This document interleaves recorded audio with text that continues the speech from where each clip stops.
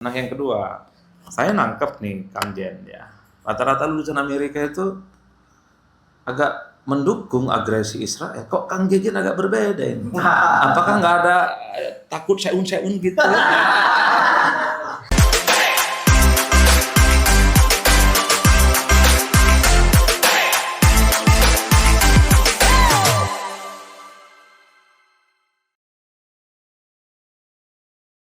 Hari ini adalah roundtable pertama dengan menghadirkan Kang Zezen sebagai nahkoda di Mazhab Ciputat dan membahas tentang hukum internasional.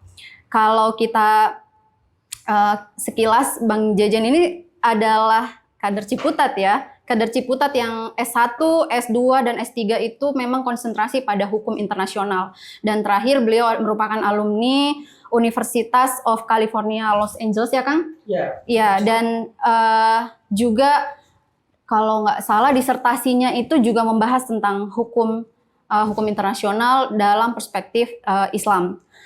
Jadi Kang, kalau kita bicara tentang hukum internasional, kebetulan hari ini kita mengangkat tema tentang hukum internasional dan hak asasi manusia, di mana ketika kita membahas perang atau sekarang kan lagi ada Iran lagi bergejolak, kemudian Palestina, Gaza, Palestina juga sedang bergejolak. Kalau kita, apalagi Gaza ya, kita lihat bagaimana anak-anak, perempuan, dan fasilitas umum menjadi hal yang dibombardir gitu. Jadi perang itu memang selalu membawa penderitaan dan kita nggak tahu siapa yang bertanggung jawab atas ini semua, Kang. Dan apakah memang hukum internasional itu bisa menjamin hak asasi manusia ketika terjadi perang-perang seperti ini? Nah, saya mengundang Kang Zezen untuk membahas hal ini, dan karena ini forumnya roundtable ya, Kang. Jadi kita juga nanti akan meminta perspektif dari teman-teman yang lain. Silakan Kang Zezen, saya persilakan. Baik, terima kasih Ana. Bismillahirrahmanirrahim. Assalamualaikum warahmatullahi wabarakatuh. Pertama-tama saya mengucapkan terima kasih kepada Ana. Ana ini komandan dari Logika. Logika adalah lembaga konsultan di Ciputat yang didirikan oleh kawan-kawan Ciputat. Ini sinergi awal.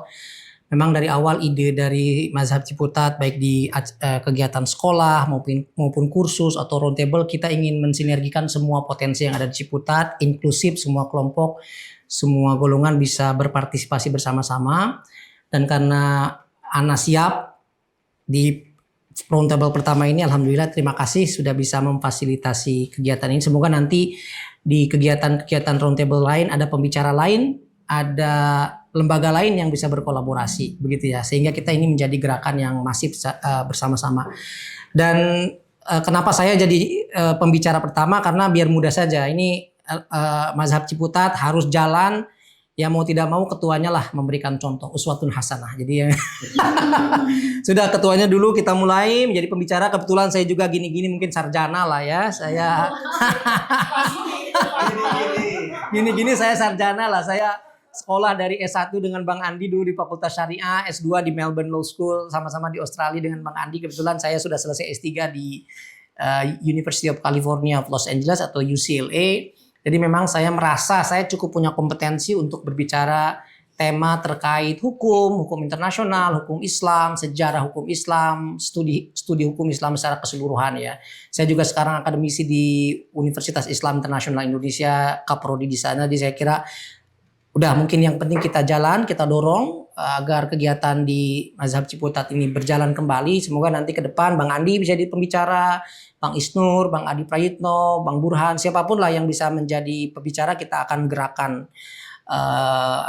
roda dalam tanda kutip perkaderan intelektual kembali di Ciputat. Saya kira kita butuh itu ya, karena dari dulu kan Ciputat dikenal sebagai soko guru gerakan intelektual, bukan hanya di Ciputat tapi di seluruh Indonesia. Kita selama ini dianggap sebagai avant-garde, sebagai garda depan.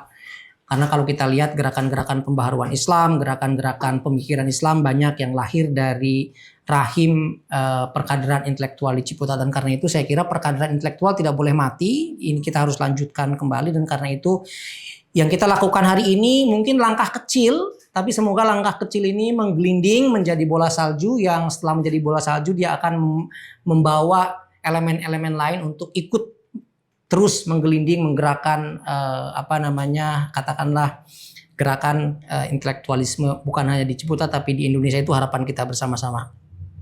Tema kita kali ini sebenarnya juga diambil dengan pertimbangan yang sangat aktual ya. Ini kita tahu selama ini dunia ini sebenarnya kan lagi tidak baik-baik saja. Ada satu hal yang sangat luar biasa penting untuk kita bahas, tapi rupanya di kalangan, saya tidak tahu kenapa di kalangan para akademisi, para aktivis, para pegiat gerakan-gerakan hak asasi manusia dan lain-lain, sepertinya isu Palestina di Indonesia itu tidak sekuat atau tidak semasif gerakannya seperti di kampus-kampus lain di Amerika. Misalnya di Amerika orang sampai buat tenda, demonstrasi, banyak dosen yang dipecat, ada aktivis-aktivis yang ditangkap oleh Donald Trump, di Eropa juga sama begitu ya.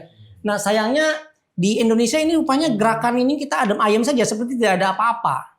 Mungkin alasannya karena di Indonesia relatif pemerintahannya sudah sangat pro-Palestin, sangat anti-Israel, dan karena itu mungkin mahasiswa atau gerakan-gerakan pergerakan-pergerakan intelektualisme, aktivisme itu merasa tidak punya kebutuhan untuk memberikan tekanan kepada pemerintahnya agar pemerintahnya punya kepedulian terhadap isu Palestina. Hipotesis saya seperti itu. Hipotesis saya mungkin karena pemerintahnya sudah sangat pro-Palestine, jadi para aktivis tidak perlu merasa membuang energi untuk pressure kepada pemerintah agar dia pro Palestine atau pro perjuangan Palestina. Nah, tapi saya kira meskipun demikian ini sangat relevan, ini sangat penting untuk kita sedikit membahas tentang katakanlah tiga tema utama. Yang pertama adalah tema tentang hukum hak asasi manusia, yang ketiga yang kedua adalah konflik bersenjata atau perang. Dan yang ketiga bagaimana itu dilihat dari perspektif hukum internasional. Jadi atau hukum yang lain yang relevan. Kalau kita di Fakultas Hukum, saya ngajar di UI 3 di Fakultas Studi Islam tapi ngajar hukum. Biasanya kita kalau belajar hukum, ini Bang Andi pasti tahu, biasanya kita mulai dengan pertanyaan etis, ethical questions. Jadi kalau kita hukum itu kan sebenarnya turunan dari satu pendekatan moral dan etika. Nah karena itu kalau kita mau bicara hukum, bicara perang, bicara pelanggaran hukum, pelanggaran hak asasi manusia, pelanggaran hukum humaniter dan lain-lain, mungkin kita bisa mulai dengan pertanyaan etik. Pertanyaan etiknya adalah hukum itu apa sih dan apa tujuan dari hukum? What is the purpose of law? Apa tujuan dari hukum? Itu penting karena nanti kita bisa menemukan relevansinya ketika kita menempatkan konteks itu di dalam konteks yang sepenuhnya berbeda, yaitu konteks konflik bersenjata atau perang. Biasanya kalau kita di Fakultas Hukum atau kalau kita belajar hukum itu kita akan di semester 1, 2, 3 itu akan diberikan dasar-dasar ilmu hukum. Nah dalam dasar-dasar ilmu hukum itu biasanya kita dijelaskan apa sih tujuan hukum, kira-kira apa coba tujuan hukum. Hukum itu tujuannya untuk apa? Biasanya jawaban yang paling standar, hukum itu tujuan utamanya salah satunya itu adalah untuk keteraturan atau order. Betul nggak? Tidak ada hukum, maka tidak ada keteraturan. Jadi hukum itu yang pertama diciptakan karena kita ketika hidup itu butuh apa yang kita sebut sebagai order, keteraturan. Kalau ada di perempatan lampu merah, biar ada order, biar tidak macet, biar tidak semberawut, dibuatlah aturan hijau, kuning, dan merah. Kalau hijau Anda bisa jalan, yang merah Anda diam. Coba bayangkan kalau aturan itu tidak ada, di jalan yang sangat macet, apa yang terjadi? Ya kita tahulah Pondok Cabe itu pengalaman betul kan di South City. Ketika law tidak ada, ya tidak ada order. Itu contoh kecil. Tapi dalam skala yang lebih besar, pasti juga sama. Law tujuannya adalah yang pertama order. Tapi lebih dari itu, hukum itu selain tujuan order atau selain tujuan keteraturan, yang lain itu adalah apa? Kira-kira kenapa kita butuh hukum? Menurut para ahli hukum, hukum itu diciptakan karena orang butuh apa yang kita sebut sebagai certainty, kepastian. Ya kan? Kalau saya mau daftar di satu bidding misalnya, maka saya ingin ada keteraturan yang bisa setidaknya menjadi pijakan, oke, yang menang bidding atau yang menang dapat beasiswa atau yang menang dapat PNS itu aturannya A, B, C, D. Ada kepastian kan? Jadi ada order, ada certainty. Selain itu, hukum diciptakan dengan tujuan apa? Predictability. Predictability itu karena ada keteraturan, karena ada kepastian, maka kita bisa memprediksi apa yang akan terjadi di masa yang akan datang jika kita melakukan satu tindakan. Ya, jadi hukum itu diciptakan karena ada untuk kepentingan keteraturan, hukum diciptakan untuk kepentingan apa yang kita sebut sebagai kepastian, hukum diciptakan untuk kepentingan predictability itu apa ya? Kepastian di masa yang akan datang. Jadi kepastian, tapi kepastiannya itu di masa yang akan datang. Jadi kalau Anda dari luar negeri datang ke Indonesia atau Anda punya tujuan untuk melakukan sesuatu, dengan adanya hukum setidaknya Anda punya predictability, punya prediksi bahwa kalau Anda melakukan A maka konsekuensinya B dan C. Ya. Jadi itu yang tentu ada elemen-elemen lain kenapa apa yang kita sebut sebagai hukum itu menjadi penting. Nah, pertanyaannya adalah apakah order, certainty, predictability, kepastian, keteraturan, dan predictability itu berlaku pada masa damai atau berlaku pada masa perang? That's our big questions. Karena ketika Anda dalam dunia perang itu apa sih? Pertanyaannya, perang itu apa? What is war? Orang biasanya mendefinisikan perang itu sebagai bentuk kekerasan ekstrim. Jadi kalau Anda studi perang, itu pasti Anda akan studi tentang apa yang kita sebut sebagai study on violence. Study on violence itu biasanya orang mendefinisikan violence itu dengan gradasi, dengan semacam tingkatan. Ada yang disebut sebagai low scale of violence, kekerasan tingkat rendah. Misalnya orang demo ribut-ribut, pukul-pukul itu kekerasan juga, tapi itu low scale of violence. Bahkan kalau mau yang orang belajar di kriminal, studi kriminal secara umum, kekerasan rumah tangga juga violence kan, gitu ya.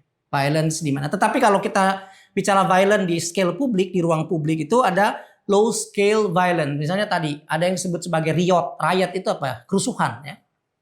Riot, disturbance itu kayak gangguan keamanan lah.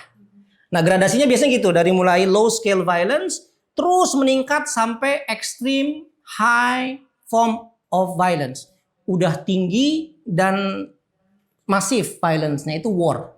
Jadi itu kalau kita lihat itu dari gradasi internal disturbances, nanti internal disturbances itu mungkin sederhananya semacam kerusuhan, gangguan, orang demo, ribut-ribut. Sampai misalnya ada tingkat kekerasan yang lebih di atasnya yang disebut sebagai internal violence. Internal violence itu sebenarnya bentuk untuk apa yang kita sebut sebagai kekerasan yang terjadi di dalam negara. Misalnya ada pemberontakan, itu udah internal kayak semacam itu levelnya 2 lah, lebih naik lagi, naik ke level kedua, disebut sebagai internal armed conflict bahasa lainnya. Ada kekerasan tapi kekerasannya tidak melibatkan dua negara yang berbeda, tapi internal di dalam. Misalnya dulu kita pernah mengalami masa-masa kekerasan di Aceh yang kita sebut sebagai masa periode DOM ya. Nah, Aceh operasi militer, di Papua dan lain-lain. Di banyak negara di Asia Tenggara, hampir semua negara masih mengalami itu. Di Thailand Selatan kita tahu ada internal violence di Yala, Narathiwat, Songkhla, Patani, 4 provinsi. Di Filipina kita tahu masih ada internal violence di Mindanao, di Zamboanga, Sulu, Tawi-Tawi, Marawi itu ada. Kalau Anda ke Myanmar itu juga sama. Myanmar malah lebih banyak. Myanmar itu kan bahasa lainnya Burma ya. Di Burma itu ada sekitar 7 kelompok bersenjata. Chin, Kachin, Shin, Rohingya dan lain-lain itu ada. Termasuk Rohingya itu kan dari Burma. Di Thailand juga sama. Orang di Vietnam juga sama. Ya hampir semua negara itu sebenarnya masih punya apa yang disebut sebagai internal violence atau internal armed conflict. Kalau mau pakai bahasa yang lebih terminologinya hukum. Nah, bentuk yang paling ekstrim dari violence itu adalah ketika skala dan intensitasnya itu sama-sama tinggi. Jadi high scale, high intensity of violence, itulah war, itulah perang. Misalnya ketika perang itu bukan hanya terjadi di satu wilayah, tapi hampir terjadi di sebanyak wilayah. Dan intensitasnya nggak cuman, kan kalau di yang misalnya ada internal konflik itu biasanya mungkin sekali, habis itu nanti ada lagi serangan 6 bulan, ada lagi serangan setahun gitu ya, atau bahkan dalam beberapa tahun tidak pernah ada insiden gitu ya. Tetapi kalau war atau yang disebut sebagai perang yang biasanya dalam artian ini melibatkan baik kelompok di dalam negeri maupun kelompok negara dengan negara lain, itu biasanya intensitasnya sangat tinggi. Itu definisi apa yang kita sebut sebagai war or violence. Kalau PhD itu definisi perang aja harus jelas. Iya, karena kan kalau Anda orang hukum, itu Anda berpikir tentang definisi dari mulai internal disturbances, riot, internal violence, sama war, itu nanti akan mengarah pada konsekuensi legal regime atau jenis hukum apa yang akan diterapkan. Kalau di dalam kerusuhan, gangguan keamanan, yang dipakai adalah hukum pidana dan hukum hak asasi manusia.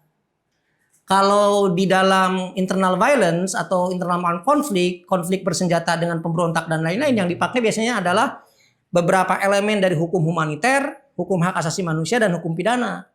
Kalau nanti hukumnya perang antar yang sudah masif, yang sudah tadi saya sebutkan tadi, itu hukumnya juga yang berlaku berbeda, gitu ya.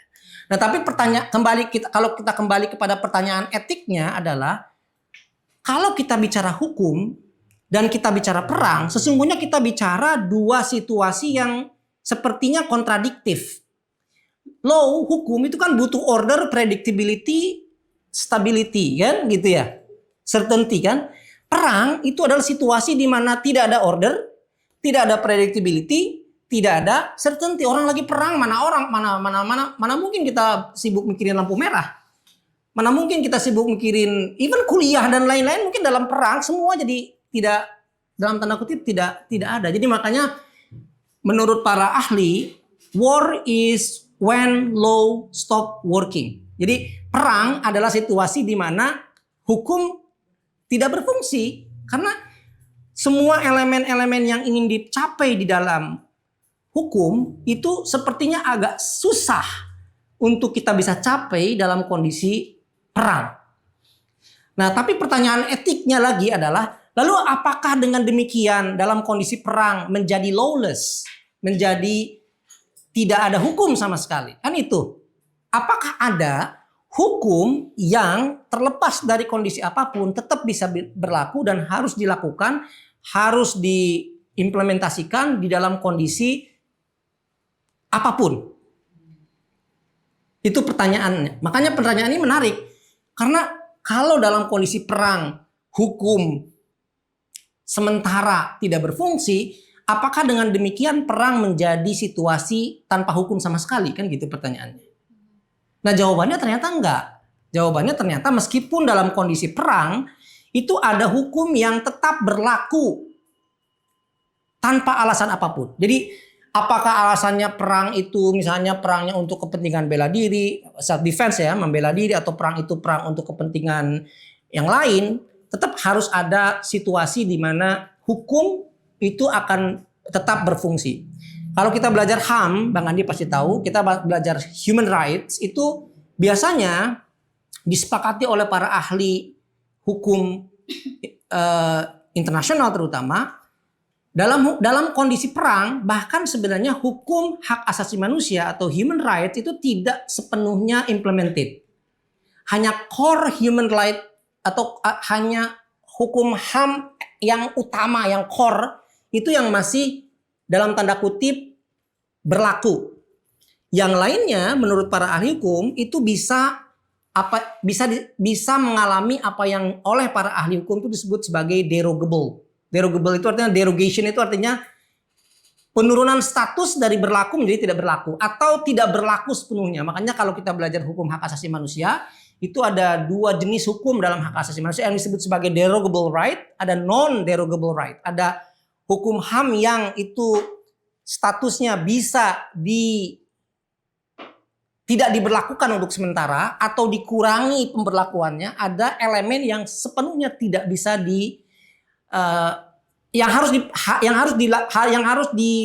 tetap dilaksanakan dan tidak bisa diturunkan statusnya dari berlaku jadi tidak berlaku. Paham ya? Jadi ada dua elemen, derogable, non-derogable, yang bisa didiskon lah katakanlah, yang dan tidak bisa didiskon. Nah, yang non-derogable itu biasanya juga beririsan dengan satu hukum yang ada di dalam dunia, dalam hukum internasional yang disebut sebagai law of armed conflict. atau dalam bahasa lainnya adalah hukum perang, atau dalam bahasa lainnya adalah hukum humaniter internasional, international humanitarian law. Kebetulan saya disertasinya memang tentang humanitarian law ini, tentang hukum yang harus tetap dilaksanakan dalam kondisi perang. Jadi ini untuk menjamin bahwa dalam kondisi perang sekalipun, perang tidak menjadi situasi tanpa hukum, tidak jadi lawless. Oke? Nah, biasanya di dalam hukum internasional atau dalam hukum humaniter internasional, kita bicara sebenarnya di dalam hukum humaniter internasional atau hukum perang itu ada dua kelompok besar hukum sebenarnya. Sederhananya kalau mau disederhanakan, yang pertama itu disebut sebagai hukum Jenewa atau Geneva Convention atau Geneva Law, hukum Jenewa, karena hukum itu dulu didesain, disepakati di Jenewa, Swiss. Dan ada The Hague atau Den Haag atau The Hague Convention atau The Hague Law atau hukum Den Haag. Dua hukum ini sebenarnya meskipun begitu panjang, karena Geneva Convention aja ada 4 konvensi, pertama, kedua, ketiga, keempat, ada additional protokol, protokol tambahan dan lain-lain. Ini sangat hukum ya. Tapi nanti biar jadi paham kenapa penting kita bicara tentang yang lain-lain yang ada di slide itu. Hukum Jenewa itu kalau mau disederhanakan itu fungsinya cuma satu, melindungi. Hukum Den Haag itu fungsinya juga cuma satu, membatasi. Melindungi apa? Melindungi orang-orang yang tidak terlibat dalam konflik peperangan untuk tidak dijadikan target di dalam perang. Ya, disebut sebagai law of protection, perlindungan. Siapa yang harus dilindungi, siapa yang tidak perlu dilindungi. Oke, kalau lagi perang tentu saja ya tentara musuh tidak dilindungi dong. Namanya tentara, masa dilindungi? Enggak, kita boleh bunuh tentara, boleh nembak tentara, karena dia tentara tidak dilindungi. Nah, tapi kalau ada anak kecil, perempuan, anak-anak dan lain-lain, tentu saja ada hukum lain yang juga harus diimplementasikan di situ, yaitu hukum perlindungan. Makanya di dalam konflik bersenjata ada yang disebut sebagai law on protections. Siapa yang harus dilindungi? Ya tadi orang-orang yang tidak terlibat di dalam konflik bersenjata secara langsung. Ini sangat complicated, tapi kalau mau disederhanakan seperti itu. Biasanya yang dilindungi itu non-kombatan. Non-kombatan itu selain tentara tuh ya siapapun selain tentara. Meskipun nanti ada debat, kalau mata-mata gimana? Kalau ada anak kecil tapi bawa bom itu gimana? Kalau ada ibu-ibu bawa senapan gimana? Ya tapi itu bunga-bunganya lah. Tapi hukum intinya adalah selama dia non-kombatan maka dia harus dilindungi. Kalau non-kombatan atau kalau kombatan berarti bisa ditarget, artinya tidak dilindungi oleh hukum itu, oleh hukum Jenewa. Yang kedua itu hukum yang disebut sebagai hukum pembatasan. Pembatasan apa maksudnya? Pembatasan penggunaan senjata. Senjata itu harus dibatasi. Kalau nggak dibatasi orang seenaknya aja pakai. Bayangan saya selalu kasih contohnya gini. Kalau Anda mau membunuh nyamuk, maka ada banyak pilihan kan? Bisa pakai tangan Anda, bisa pakai raket, bisa juga pakai bom nuklir kan mati itu nyamuk. Atau pakai senjata canggih lah, atau dibakar itu rumah tuh biar nyamuk mati semua. Ya kan? Loh. Karena itu penggunaan senjata itu harus diatur. Kalau Anda mau bunuh nyamuk, maka tujuan Anda membunuh nyamuk itu tidak boleh lebih banyak madorotnya atau damage-nya daripada benefit-nya atau advantage-nya. Jadi dalam bahasa hukumnya itu military advantage tidak boleh menyebabkan ada damage yang lebih besar dari advantage-nya itu. Jadi kerusakannya itu misalnya gini, Anda mau nangkep si Dani di gedung ini Pondok Hijau dibom gitu. Itu udah pelanggaran luar biasa. Sepondok Hijau dibom itu nanti yang ngebomnya bilang, iya saya bertujuan untuk menangkap Dani. Biar Dani ketangkap, sepondok hijau aja kita hanguskan gitu. Sama itu dengan orang mau membunuh nyamuk, tapi dia pakai misalnya roket untuk membakar gedung itu biar nyamuknya mati. Nah yang mati karena atau yang jadi korban karena dalam tanda kutip salah sasaran untuk tujuan militer itu disebut dalam bahasa militer sebagai collateral damage atau kehancuran ikutan, yang itu selalu dijadikan dalih oleh orang-orang dalam perang. Oh itu saya ngancurin Pondok Hijau itu karena Pondok Hijau itu kehancuran ikutan aja, collateral damage aja, karena tujuan saya untuk menangkap Dhani itu tercapai gitu. Meskipun dia tidak menjalankan prinsip hukum, karena dalam hukum itu ada yang disebut tadi pembatasan. Pembatasan itu biasanya hukum yang paling pentingnya itu apa yang disebut sebagai the principle of proportionality. Prinsip keseimbangan. Tadi keseimbangan antara tujuan militer untuk menangkap A dengan kehancuran bawaan yang mungkin terjadi karena tujuan itu. Ya, jadi ada yang disebut sebagai prinsip proportionality, ada yang disebut dengan prinsip precaution, kehati-hatian. Nah, hukum humaniter internasional atau hukum konflik bersenjata atau hukum perang sebenarnya tujuan besarnya kalau mau disederhanakan secara etik itu dua aja. Pertama adalah untuk kepentingan melindungi siapa tadi? Melindungi non-kombatan. Yang kedua dengan tujuan untuk membatasi kehancuran yang berlebihan karena penggunaan senjata yang tidak terkontrol gitu lah kurang lebih. Sekarang kita masuk ke kasus. Jadi kalau orang hukum tuh kayak gitu, ini etik, ini prinsip. Nah, kita baru bicara case-nya. Sekarang apa yang terjadi di Timur Tengah? Kan itu pertanyaannya. Timur Tengah ini sebenarnya secara spesifik di daerah yang kita sebut sebagai Palestina. Israel, Syria, Jordan, Iran. Wilayah-wilayah yang memang selama ini menjadi epicentrum konflik bersenjata di dunia. Apa yang terjadi di sana? Kalau Anda pakai prinsip yang tadi saya sebutkan, dan prinsip itu semuanya tercatat di dalam prinsip-prinsip hukum, baik hukum Jenewa maupun hukum Den Haag, maka yang kita lihat itu sebenarnya adalah serangkaian violation, itu apa ya? Pelanggaran yang luar biasa yang sudah terjadi bahkan semenjak tahun 1948. Kita tahu 1948 itu adalah periode di mana Israel pertama kali mendeklarasikan diri menang atas perang, dan karena itu mendeklarasikan diri berdirinya negara Israel. Dan ketika dia mendeklarasikan diri negara Israel itu dia kemudian atau mereka kemudian melakukan apa yang disebut sebagai ethnic cleansing, penghapusan etnik. Apa yang disebut sebagai Nakba. Orang-orang Palestina itu betul-betul diusir semua secara paksa dari tempat tinggalnya dan dipindahkan ke tempat yang sekarang menjadi Gaza. Jadi Gaza itu sebenarnya dulu adalah tempat pengungsian. Orang-orang yang mengungsi dari semua wilayah yang sekarang jadi Israel. Dari Tel Aviv, dari Hebron, pokoknya dari semua wilayah Israel, semua dikumpulin, dipindahkan ke wilayah yang sekarang menjadi Gaza. Jadi Gaza itu sebagian besar adalah refugee camp sebelumnya. Sebagian dibuang ke apa yang kita sebut sebagai tepi barat. Nah, kalau kita lihat datanya, pada Nakba tahun 48 aja estimasinya itu lebih dari 700.000. Bahkan ada yang bilang lebih dari 1 juta orang yang betul-betul secara paksa diusir dari tanah tempat tinggalnya.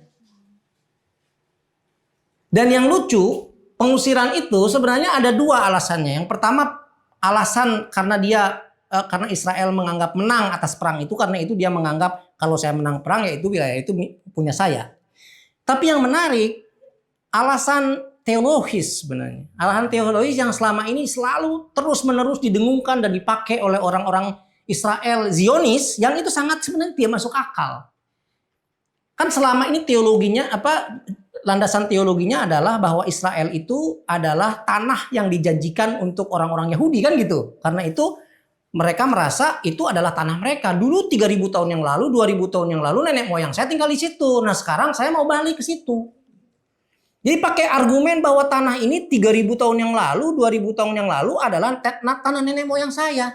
Padahal orang Palestina yang 100 tahun yang lalu nenek moyangnya di situ, lebih jelas kan haknya, klaimnya, entitlementnya. Karena mereka masa nggak boleh mengklaim tanah yang 100 tahun lalu, 50 tahun lalu milik ibu saya, sementara kamu 3.000 tahun yang lalu tiba-tiba datang mengklaim itu tanah saya.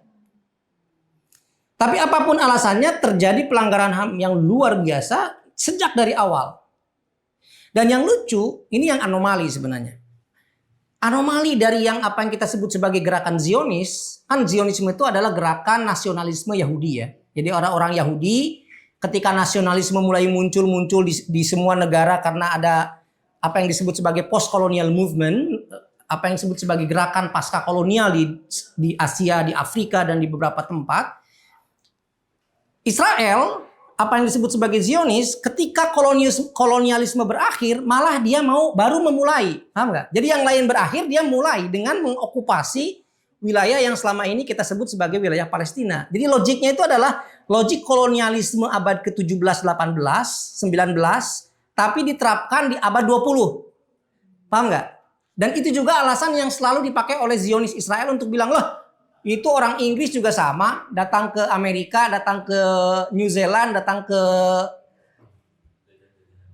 Australia, itu apa sih kalau bukan kolonialisme, penjajahan, tanah orang diambil sama dia, kan dia tanah orang aborigin, tanah orang Indian diambil aja sama orang Inggris itu, diklaim menjadi tanahnya, terra nullius, ini tanah tak bertuan, ini tanah milik ratu, karena itu orang Inggris yang datang ke sana berhak untuk mengklaim kepemilikan atas tanah itu, kan itu logikanya yang selama ini dipakai. Nah orang Israel Zionis bilang, mosok kalau orang Inggris bisa, kita nggak bisa, saya juga sama, saya datang ke situ, saya mengklaim ini tanah saya. Apa bedanya dengan kolonialisme Prancis, Inggris, Belanda? Kan tidak ada bedanya. Bedanya cuman waktu, kata dia, yang lain selesai, dia mulai. Kalau gilanya sama-sama gila, kata orang Israel. Ya cuman bedanya kita baru belakangan aja menjadi kolonialis. Yang lain menjadi kolonialis. Wih deh, Mukarram. Selamat datang, Abang Adi. Ini luar biasa.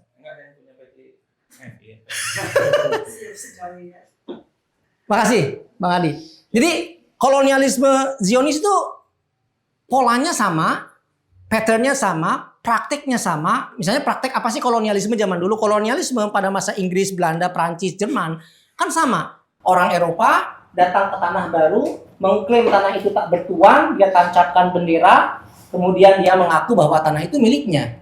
Doktrin yang dipakai oleh semua kolonialisme itu cuma satu dulu. Bang Andi pasti yang di Australia pasti tahu karena harus belajar. Ketika kita di Australia itu harus belajar ini. Hukumnya namanya hukum prinsip terra nullius. Terra nullius itu tanah tak bertuan. Jadi seluruh tanah di dunia ini selama tidak dimiliki oleh kekuasaan atau kedaulatan Kristiani, maka dianggap tak bertuan. Jadi yang hanya berhak atas kedaulatan itu hanya Christianity, the civilized Christian people. Makanya itu hanya, jadi kalau di Amerika, di Indonesia, di Afrika itu ada kedaulatan sultan-sultan dan lain-lain, tapi karena dia bukan dari Christianity, itu dianggap tak bertuan, dianggap tidak punya kedaulatan. Makanya mereka datang, tancapkan bendera, oh kata Portugis, Indonesia ini milik saya. Oh kata orang Inggris, Australia itu milik saya. Oh kata orang Inggris, Amerika itu milik saya. Karena itu prinsipnya, bahwa bendera caplokin terra nullius. Land belong to no one. Tanah bukan milik siapa-siapa. Nah karena itu saya boleh pakai itu. Dalam hukum Islam juga ada yang mirip-mirip sebenarnya. Ihyaul mawat, ya. Tanah mati, dihidupkan, dia bisa klaim tuh. Tapi anyway, kita balik ke diskusi kita. Israel logiknya adalah logik kolonialisme. Ada orang dari Eropa Timur, sebagian besar dari Rusia, dari Jerman, dari negara-negara di Eropa Timur seperti Polandia dan lain-lain datang, dimulai dari Inggris datang dan melakukan apa yang kita sebut sebagai okupasi dan kolonialisme. Dan korbannya luar biasa. Kita tahu misalnya ke belakang lagi Mas.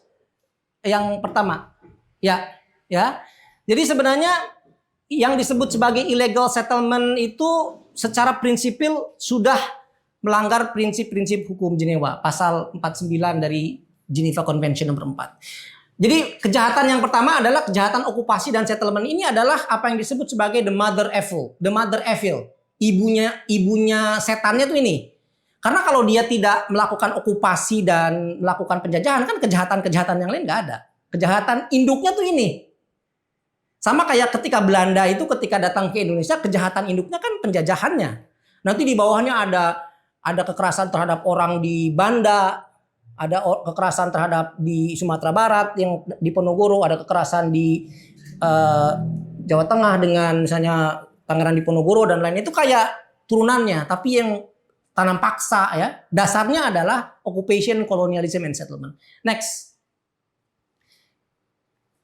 Dan kita tahu kalau kita ngikutin berita-berita kan sebenarnya sudah tidak perlu lagi kita jelaskan apakah apa yang dilakukan oleh Israel itu melanggar HAM atau tidak. Itu dengan sendirinya menjelaskan pelanggaran HAM. Yang paling gampang misalnya, Yang tadi kalau kita balik pada prinsip proportionality itu tadi, bahwa di dalam perang, meskipun perang itu adalah kondisi di mana hukum tidak sepenuhnya bisa berjalan, tapi kan tidak boleh juga perang menjadi sepenuhnya tanpa situasi tanpa aturan, lawless kan. Yang paling gampang itu adalah bagaimana kita mengukur apa yang kita sebut sebagai prinsip proportionality untuk melihat kehancuran Gaza. Gaza itu sekarang kalau kita lihat di sosmed, kita lihat di TV, kita lihat di YouTube, itu kan kehancurannya masif sekali. Tidak ada satupun sekarang rumah sakit yang beroperasi, hampir tidak ada. Tidak ada satupun sekolah yang beroperasi. Tidak ada satupun kampus yang beroperasi. Hampir semua kampus rata dengan tanah. Sudah hampir 90% bangunan di Gaza itu rata dengan tanah. Kalau orang yang sederhana aja mikirnya itu, orang Israel itu menghancurin itu tuh tujuannya untuk apa? Oh, mau nangkep Hamas. Oke, kamu mau nangkep Hamas, tadi sama kayak tadi saya contoh, kamu mau nangkep si Dani misalnya ya, tapi seluruh Ciputat kamu ratain, kan aneh. Di saat yang sama, Israel itu bisa menarget komandan-komandan perang Iran dengan sangat presisi. Kamarnya doang bolong tuh bagaimana tuh? Orang lagi tidur, komandannya lagi tidur di Iran, ditembak pakai drone, yang bolong cuman kamarnya aja, mati itu di dalam komandan di Iran itu. Bisa sangat presisi. Masuk ke Iran bisa sangat presisi, tapi ke Gaza kan enggak. Kan itu enggak masuk akal. Karena ternyata tujuan utamanya Gaza itu nanti di akhir akan saya sampaikan. Memang tujuannya bukan untuk military advantage, bukan untuk kepentingan kemenangan militer, bukan. Kalau untuk kemenangan militer, Israel without any questions already won the war. Karena dia lebih powerful dong, termasuk paling powerful di dunia kan, ada di bantuan militernya dan lain-lain. Nah, kita tahu sekarang misalnya yang menjadi korban itu sudah lebih dari 600.000 orang menurut data dari Harvard terbaru. Meskipun datanya itu simpang siur, ada yang bilang 43 juta, ada 45 juta, tapi data dari Harvard terbaru itu mengatakan korban meninggal di Gaza itu sekarang hampir 600.000 orang. Karena banyak orang yang mati itu nggak kedata. Orang satu gedung misalnya dibom brut, gimana mendatanya? Orang kelelep semua ke bawah. Jadi destruction-nya udah jelas-jelas ini adalah pelanggaran bukan hanya hukum hak asasi manusia, tapi hukum perang juga. Jadi kan ada dua hukum tadi saya bilang ya, ada hukum hak asasi manusia, ada hukum perang atau humanitarian law atau law of conflict. Ini dua prinsip hukum yang sebenarnya secara substansial berbeda, tetapi beririsan lah. Ya, jadi memang menurut saya ini orang yang tidak terlalu tua untuk melihat kehancuran perang Vietnam. Saya kan ketika perang Vietnam terjadi masih bocah ya, tahun 80, saya lahir 81, Vietnam kan selesai 86 somehow. Jadi ya saya nggak tahu, saya cuma tahu ada perang di Vietnam tapi nggak bisa melihat kehancurannya tuh gimana ya. Dalam hidup saya, Gaza itu adalah medan yang betul-betul hancur total karena perang yang bisa saya saksikan dengan mata. Saya tidak pernah melihat kehancuran sehebat apa yang kita bisa lihat di Gaza. Vietnam itu nggak segitu hancurnya. Karena Vietnam masih bisa ngelawan. Gerilya, di sawah perangnya kan. Gaza itu, Mbak. Gaza itu konon lokasinya. Kalau Anda lari, itu sekitar 5 kilo dari pantai ke itu. Jadi itu pendek sekali. Dan panjangnya berapa? 20 kilo apa berapa? Jadi dia tuh lonjong gitu kan, naik ke atas. Jadi itu memang dulunya kan tadi saya bilang, itu dulunya tempat pengungsian. Jadi itu tempat yang begitu kecil, 2 juta orang tinggal di situ, 2 juta apa 3 juta orang tinggal di situ, itu tempat yang sangat padat dan itu semuanya sekarang rata. Jadi saya tidak pernah melihat kehancuran perang sedahsyat itu. Dengan mata saya kepala sendiri ya, kalau kita lihat perang dunia kedua kan adalah di buku-buku, tapi kan kita nggak pernah lihat secara langsung. Ini betul-betul di depan mata kita terjadi sekarang. Next slide. Jadi, balik lagi. Kejahatan kedua yang biasanya disematkan kepada Zionis Israel itu ada kejahatan perang dan genosida. War crime and genocide. Dua kejahatan ini adalah kejahatan yang menjadi subjek di dalam hukum pidana internasional. Apa yang disebut sebagai International Criminal Court. Bang Andi pasti tahu. Jadi kalau ada orang melakukan kejahatan ini, sebenarnya orangnya bisa dibawa ke ICC. Makanya sekarang si Netanyahu itu sudah menjadi pesakitan di ICC karena dia sudah diperintahkan untuk ditangkap kepada negara-negara yang menjadi pihak daripada International Criminal Court. Dalam hukum internasional kan dalam hukum internasional itu ada negara pihak. Negara pihak itu bahasa Inggrisnya state parties. Nah, negara pihak hukum pidana internasional itu sekarang para negara itu sudah diperintahkan oleh hakim di pengadilan pidana internasional untuk menangkap Netanyahu kalau Netanyahu itu datang ke negaranya gitu. Amerika nggak bisa nangkap karena Amerika bukan negara pihak. Yang kemarin sebenarnya bisa nangkap karena dia negara pihak itu ketika dia datang ke negara di Asia Timur. Di Eropa Timur, saya lupa. Dia datang satu negara di Eropa Timur, kalau nggak salah yang Viktor Orban itu siapa ya? Negara apa ya? Yang presidennya Viktor Orban. Viktor Orban itu sebenarnya dia punya kewajiban hukum untuk menangkap. Tapi dia malah memberikan nota bahwa saya ingin menarik diri dari ICC. Karena saya kalau tidak narik diri kan harus menangkap Jadi kejahatan kedua itu war crime dan genocide. Yang ketiga, next slide please. Yang ketiga itu kejahatan apartheid. Apa itu kejahatan apartheid? Kejahatan yang menurut Amnesty International, Human Rights Watch dan lain-lain itu kejahatan yang Anda bayangkan Afrika Selatan tahun 80-an ketika Mandela menjadi pahlawan lah waktu itu. Sebelum Mandela menjadi presiden. Dia apartheid itu dasar kebijakan yang membeda-bedakan warga negara atas dasar rasial. Orang kulit putih dianggap lebih tinggi statusnya, orang kulit hitam dianggap sebagai warga negara kelas 2. Itu juga yang terjadi dengan pertanyaannya kenapa Afrika Selatan pakai apartheid? Itu jangan salah, Afrika Selatan, Indonesia, Suriname itu dulu dijajahnya sama Belanda. Kita ingat pada masa kolonialisme Belanda, orang Indonesia juga mengalami apartheid loh. Karena orang Indonesia per hukum Belanda itu dibagi 3. Ada bumi putra, kelas paling bawah, ada timur asing, Arab, Cina itu kelas 2, ada Eropa. Eropa itu kelas 1. Kita tuh dipecah-pecah. Orang pribumi itu nggak bisa masuk ke toiletnya orang kulit putih, nggak boleh. Karena orang bumi putra itu bahkan dalam banyak dokumen hukum Belanda itu disamakan dengan anjing ya. Anjing dan bumi putra tidak boleh masuk gedung ini misalnya disebutnya gitu. Sangat segregatif. Orang Belanda itu sangat apartheid, sangat rasis. Nah itu juga kebijakan yang kemudian dipakai di Afrika Selatan. Karena Afrika Selatan ketika F.W. de Klerk dan lain-lain kan orang Belanda sebenarnya. De Boers, orang-orang yang dulu menjajah Indonesia juga. Afrika Selatan tuh apartheidnya sebenarnya ngikut ke Eropa. Yang rasisnya itu. Yang terjadi di Israel sekarang sama seperti itu. Kalau kamu orang Yahudi, ya kamu warga negara kelas 1. Kalau kamu orang Arab, Palestina, kan orang Israel itu, negara Israel itu sekarang mencakup juga wilayah-wilayah kantong di mana orang-orang Arab hidup. Makanya memang di parlemen Israel dan lain-lain ada perwakilannya, tapi ya kan nggak punya power sama sekali gitu ya. Jadi apartheid ini sekarang dan ini sudah banyak laporannya. Segregasi itu sesuatu yang begitu nyata di dalam kehidupan orang-orang di Palestina. Next, ini juga yang sangat mengerikan, apa yang disebut sebagai extrajudicial killing. Target pembunuhan yang direncanakan secara sistematis oleh pihak militer. Itu namanya extrajudicial killing. Kita tahu zaman Orde Baru ada extrajudicial killing, aktivis ditangkepin, tanpa ada pengadilan, hilang, ada yang dimasukin ke laut, ke got, dicor, itu banyak tuh. Kalau Anda baca buku novel siapa?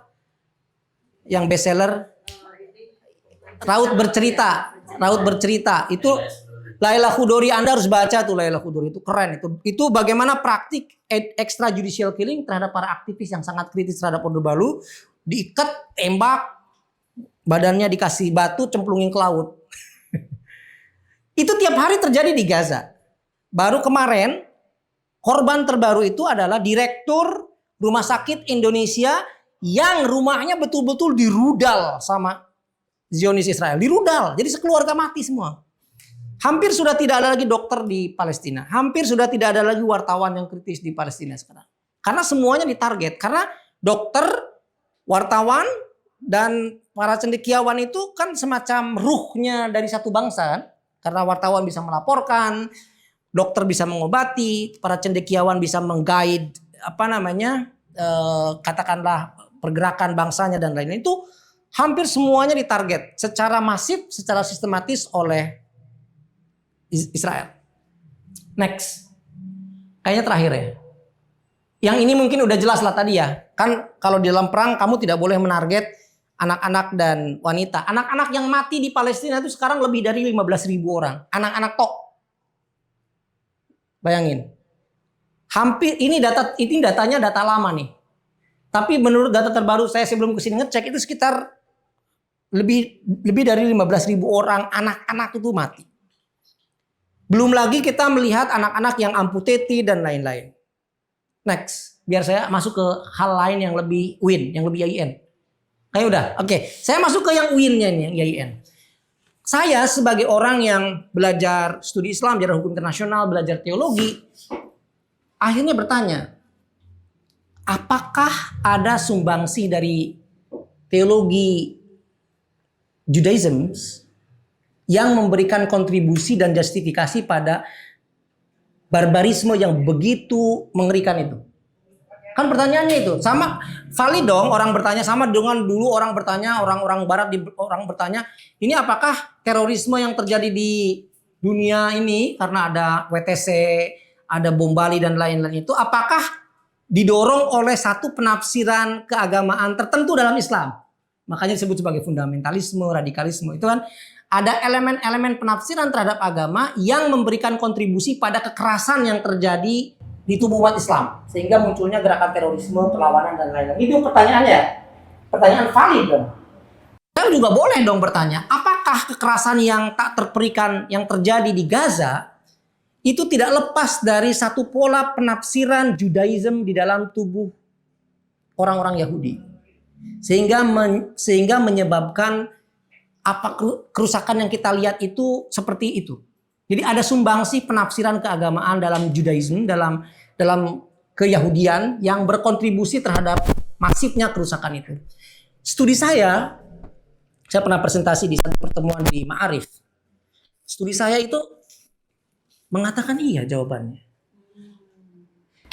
Di dalam penafsiran, salah satu penafsiran keagamaan orang-orang Yahudi itu ada konsep yang disebut sebagai herem. Herem itu mirip dengan kata haram dalam hukum Islam. Baitul Haram itu apa artinya? Tanah yang suci kan, tanah yang dilindungi, tanah yang yang dilindungi lah. Kamu di situ tidak boleh melakukan A, B, C kan, karena Anda di tanah haram kan gitu. Atau makanan haram. Makanan haram berarti makanan yang tidak boleh dimakan. Nah, di dalam konsep Judaism, di dalam satu penafsiran keyahudian itu ada juga prinsip yang disebut sebagai prinsip herem. Biasanya ini diambil dari beberapa ayat di Deuteronomy. Deuteronomy itu kayak chapter di dalam Bible, Old Testament. Yang kurang lebih kalau mau sederhanakan itu ada lagi. Kalau satu tanah itu dianggap sebagai herem, under the ban, bahasa Inggrisnya itu under the ban itu artinya ini tanahnya udah herem nih, udah dilarang. Itu maka semua yang ada di dalamnya itu harus hancur mati total. Karena nanti setelah dihancurkan total itu ini akan dipersembahkan untuk Tuhan yang suci. Elemen-elemen yang tidak sucinya itu harus sepenuhnya dihancurkan. Itu contohnya dulu yang sering kemudian dipakai oleh Netanyahu itu bangsa Amalek. Dulu ada bangsa Amalek. Ada bangsa AI bukan AI ini ya, bukan AI artificial itu. Jadi pada zaman Musa dan lain-lain itu ada bangsa Amalek, ada bangsa AI, ada beberapa bangsa yang itu dihancurkan secara total, anak-anak, perempuan, kambing, binatang itu tidak boleh hidup di situ, harus hilang total. Karena dengan menghilangkan secara total itu maka wilayah ini menjadi suci kembali untuk kepentingan persembahan pada Tuhan. Gaza, bayangan saya dan saya ternyata menemukan banyak fakta-fakta itu dianggap sebagai Amalek oleh orang-orang Zionis radikal yang harus total dihancurkan, dibuang semua. Bahkan sekarang kan apa yang sekarang lagi diterapkan oleh Amerika dan Zionis, pengen buang semua orang Gaza itu keluar, itu enggak? Proposal terbaru kan gitu, pengen dipindahin. Makanya Prabowo kita ngambil juga. Prabowo senang, wah kita ambil nih. Itu kalau Prabowo itu nggak tahu itu kebijakan Prabowo itu dari siapa. Itu padahal kalau Prabowo itu tidak hati-hati dengan dia mengambil orang-orang Palestina dari Gaza, itu sebenarnya dia sedang membantu Israel melakukan ethnic cleansing karena memang tujuannya Israel itu adalah untuk menghapuskan semua orang Palestina dari Gaza. Dihancurkan total. Makanya itu semua gedung, bangunan, pohon itu harus hancur total. Setelah itu orangnya dibuang, baru dibangun lagi. Karena memang Gaza itu per penafsiran teologi mereka yang radikal itu dianggap sebagai Amalek. Dan kalau Amalek itu harus total destruction. Harus sepenuhnya dieliminasi. Sehingga setelah sepenuhnya dieliminasi, ini bisa dibangun kembali untuk kepentingan pensucian. Jadi elemen-elemen teologis sebenarnya di dalam konflik Israel Palestina itu sudah ada dari sejak awal. Elemen-elemen teologis itu. Misalnya kalau Anda baca buku terbaru dari Ilan Pappe, itu bagus sekali. Buku Ilan Pappe yang terbaru itu bagus sekali. Dia menjelaskan tentang kenapa Inggris dan Amerika itu begitu dikuasai oleh lobby Zionis. Begitu dikuasai, politiknya habis semua dikuasai. Nggak ada independensi politik untuk kepentingan luar negeri itu. Semuanya dikuasai oleh kepentingan Zionisme Israel. Ternyata jawabannya adalah karena tanpa kita tahu, banyak dari kita yang tidak tahu, apa yang disebut sebagai gerakan Zionisme itu awalnya itu bukan dari Yahudi justru. Zionisme itu awalnya besar dalam kalangan Protestan. Jadi di kalangan Protestan, radikal dan fundamentalis Kristen di Amerika dan di Inggris, ada keyakinan bahwa Yesus sebagai Mesias itu akan datang kembali ke bumi ketika orang-orang Israel sudah kembali ke Yerusalem dan mendirikan kuil ketiga. Kuil ketiganya di mana? Di Baitul Maqdis, Masjidil Aqsa. Jadi orang-orang Kristen itu makanya di Amerika itu ngasih sponsor duit ke orang-orang Zionis dan lain-lain karena secara teologis mereka punya justifikasi bahwa Yesus, Mesias itu hanya akan kembali ke bumi ketika orang-orang Yahudi kembali ke Yerusalem dan berhasil mendirikan apa yang disebut sebagai Third Temple. Solomon Temple, kan Solomon Temple itu pernah bangun, hancur. Yang kedua dibangun, hancur lagi sekitar tahun abad ketiga lah. Itu, yang ketiganya itu sekarang harus dibangun lagi. Nah setelah dibangun lagi nanti Yesus akan turun ke bumi itu. Menjelang kiamat. Itu Zionisme Kristiani yang itu justru besar di situ awalnya. Dan karena itu dimanfaatkan oleh Zionisme Yahudi untuk mendukung gerakan mereka kembali ke Palestina dengan dalih sebagai tanah yang dijanjikan itu. Makanya secara politik match agendanya, meskipun sebenarnya secara teologis antara orang Kristiani dan orang Kristen kan sangat berbeda. Orang Islam itu jauh lebih dekat secara teologis, secara akidah dengan orang-orang Yahudi kan. Misalnya makanannya kosher sama-sama, kosher ada halal. Ya kan? Konsep ketuhanannya rata-rata hampir sebagian besar orang Yahudi itu konsep tauhid kan mirip lah. Meskipun bahkan lebih ekstrim, misalnya dalam Judaism kita tahu nama Tuhan itu sama sekali nggak boleh disebut. Saking sucinya Tuhan, karena Tuhan itu saking sucinya itu nggak boleh dikerangkeng dalam kata-kata. Karena kalau Tuhan sudah dikerangkeng dalam kata-kata, dia menjadi tidak suci. Makanya orang Yahudi nggak boleh nyebut kata Allah. Yang boleh adalah kata apa? Yahweh. Yahweh itu apa? Pengen tahu? Yahuwah. Yahuwah itu bahasa Arab kan sama Yahuwah, wahai dia. Kata-kata Tuhan itu dia, nggak boleh Allah. Dalam agama kita kan boleh disebut. Jadi secara teologis itu dekat sekali dengan orang Islam. Konsep makannya sama, kosher. Jadi kalau Anda di Amerika, saya lama di Amerika, orang-orang Yahudi itu akan datang ke butcher halal, toko daging halal. Kalau dia tidak menemukan toko daging kosher, kosher itu halalnya orang Yahudi, dia akan datang ke halal. Bahkan orang Yahudi itu banyak yang sholat di masjid gini. Anda lihatlah di yang TikTok itu memang benar terjadi. Jadi mereka kalau tidak bisa menemukan tempat untuk beribadah, dia akan datang ke masjid karena mereka yakin masjid itu tempat penyembahan Tuhan yang esa. Kalau tidak menemukan makanan kosher, orang Yahudi itu akan datang ke halal meat. Datang ya pada pakai kipiah. Saya juga Yahudi ya di sini pada apa? Meskipun konsep kosher mereka memang lebih ekstrim. Misalnya kalau orang Yahudi itu boleh makan daging seperti sapi, kambing boleh. Tetapi bagian pantatnya nggak boleh, haram. Jadi tunggir ayam itu haram buat orang Yahudi. Meskipun ayamnya halal. Mereka nggak boleh makan laut yang ada shell, apa namanya, kerak kulit, kayak misalnya kepiting, cangkang tuh nggak bisa. Mirip-mirip Hanafi lah dikit sebenarnya. Hanafi kan nggak makan juga. Kalau Anda ke Pakistan, itu udang kepiting itu haram buat orang Pakistan karena mereka pakai mazhab Hanafi. Iya, hidup di dua tempat. Terus misalnya orang Yahudi itu kehalalannya ekstrim. Kalau Anda datang ke ini pengalaman yang sangat lucu. Saya kebetulan istri saya ketika hamil itu selama 9 bulan kan cek kehamilannya di rumah sakit Ronald Reagan Hospital punya UCLA, kayak rumah sakit kampus lah, namanya UCLA Ronald Reagan Hospital. Itu di situ ada 5 lift karena itu kan sekitar 8 lantai, ada 5 lift. Lift paling pojok itu ada tulisan ternyata lift halal. Kosher lift.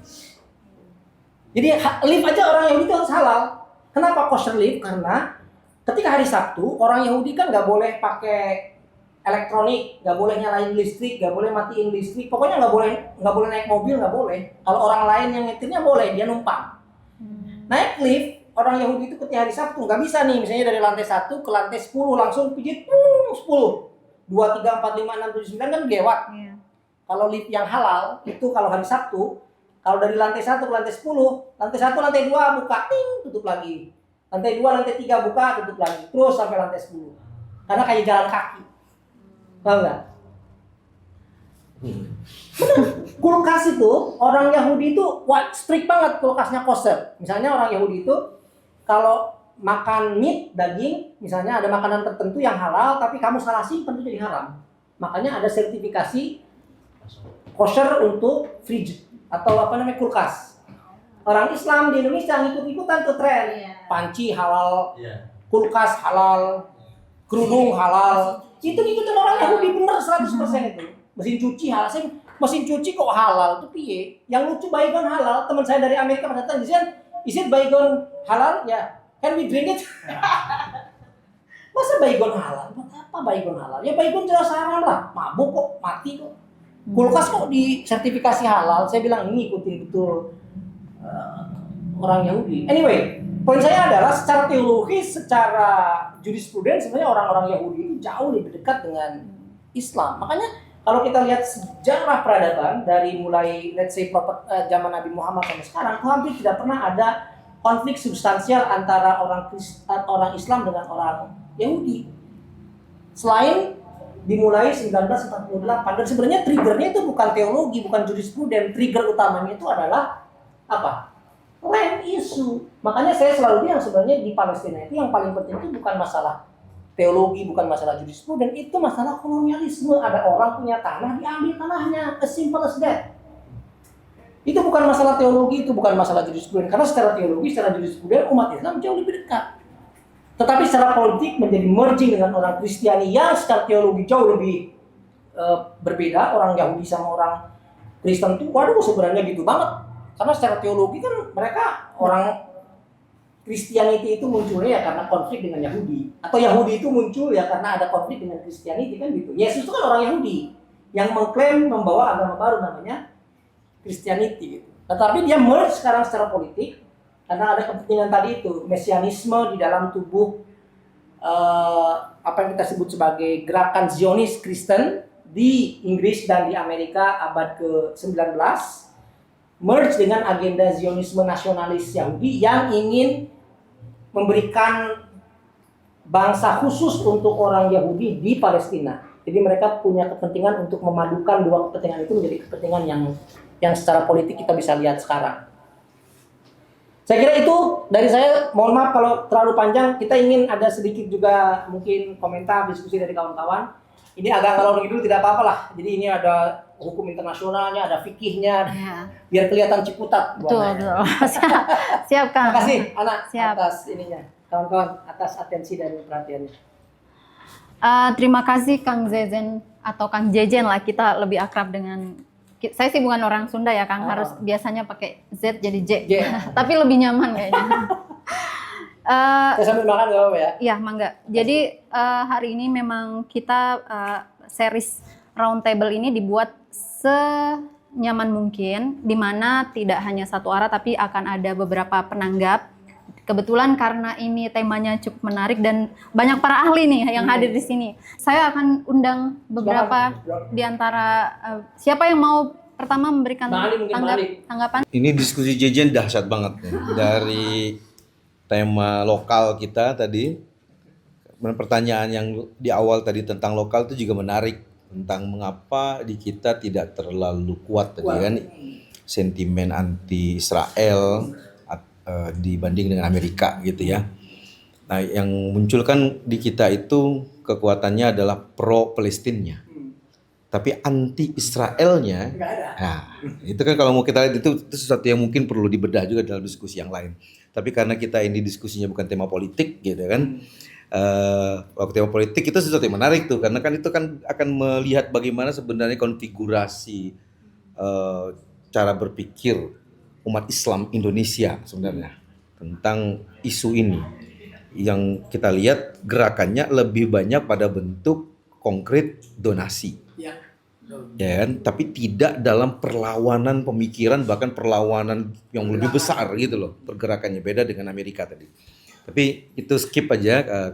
Saya karena ini kita diskusinya Ciputat gitu tentang keislaman ya.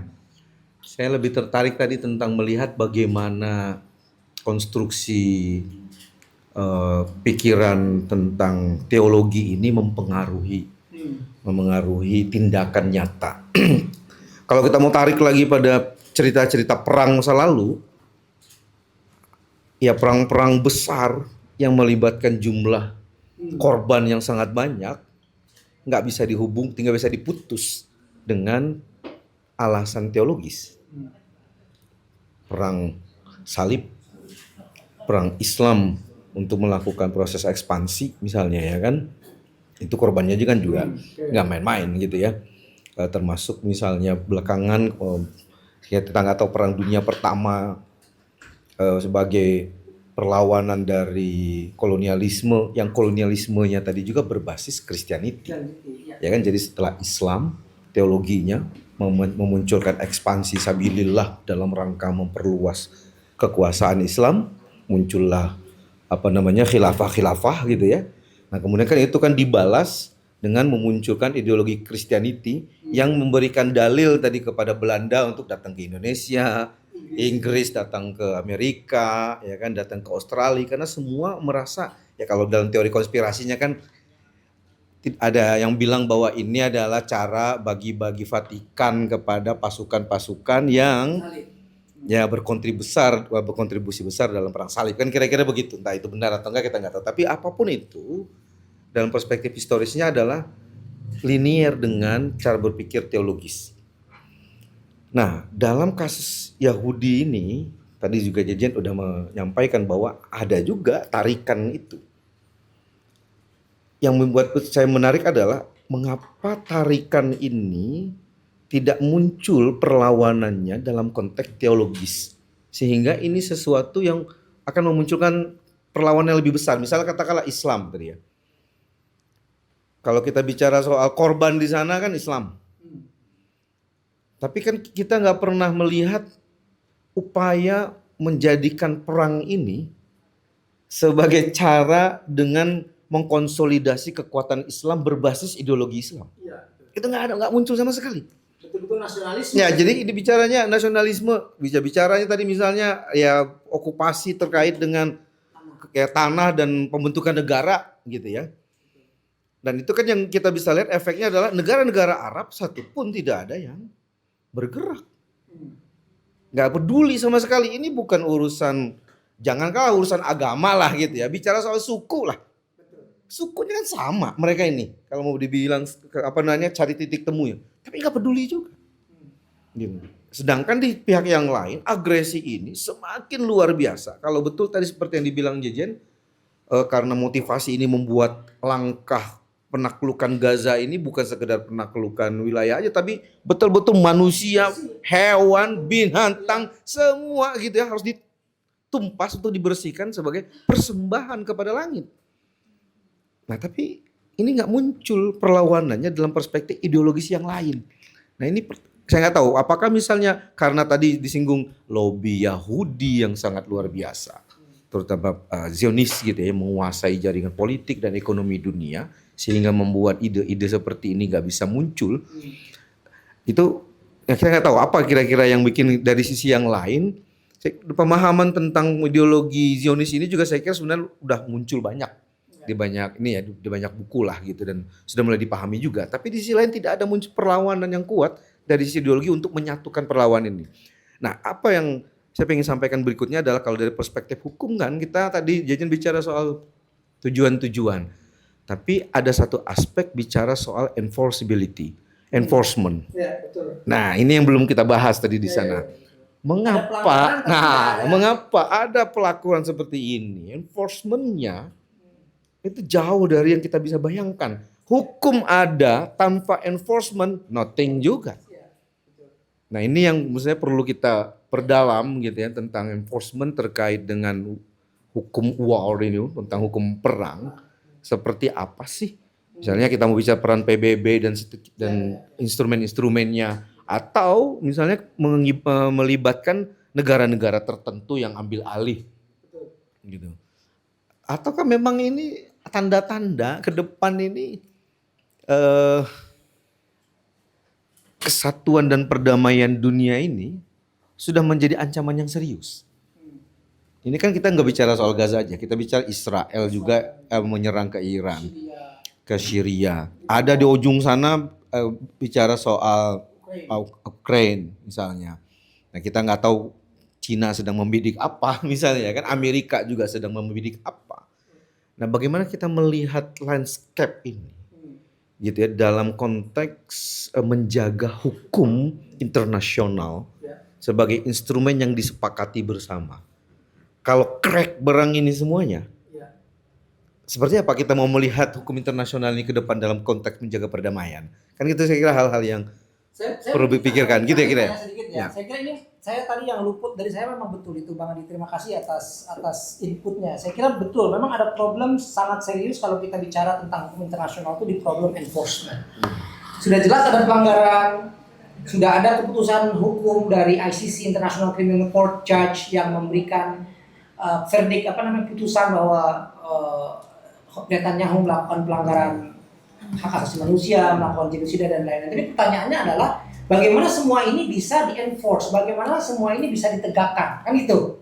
Nah, memang ini yang jadi problem buat semua sarjana hukum internasional. Ada dua jawaban, Bang. Ada jawaban optimis, ada jawaban pesimis. Jawaban pesimis dulu. Jawaban pesimisnya biasanya selalu mengatakan karena di panggung internasional itu tidak ada polisi yang berseragam yang bisa nangkap orang kalau ada pembunuh, maka hukum internasional menjadi lem itu apa ya? Mandul. Tidak bisa, hanya ada aturan tapi tidak bisa ditegakkan. Bahkan ketika hakim sudah memutuskan si A bersalah, itu tidak ada polisi kan di dunia ini yang berseragam datang ke Israel nangkep, karena itu akan dianggap sebagai pelanggaran terhadap hak kedaulatan. Nah, karena itu memang pandangan yang pesimis itu selalu memandang hukum internasional itu kayak hukum main-main. Dia hukum yang ada tetapi tidak pernah bisa ditegakkan. Itu pandangan pesimis di dalam hukum internasional. Pandangan yang optimis selalu mengatakan begini. Mungkin penyebabnya adalah karena kawan-kawan harus ingat apa yang kita sebut sebagai hukum internasional itu baru mulai tahun berapa? 1940. Dengan adanya PBB. Mungkin sebelumnya ada namanya League of Nations, Liga Bangsa-Bangsa, tapi kan bubar. Yang baru berdiri kan 1945 PBB, United Nations. Jadi sebenarnya hukum internasional itu baru ada katakanlah tahun 1940-an. Sebelum ada PBB, sebelum ada hukum internasional, itu apa yang berlaku di dunia ini coba kira-kira? Power-based international relation. Hubungan antar negara yang sepenuhnya berdasarkan pada power, kekuasaan. Makanya ada kolonialisme, yang kuasa nyaplok yang lemah. Belanda kuat nyaplok Indonesia, nyaplok Afrika. Inggris kuat nyaplok Amerika, nyaplok negara-negara di Afrika. Karena power based relations. Sebelum ada apa yang disebut sebagai law based relation. Hukum yang hubungan berdasarkan pada aturan hukum.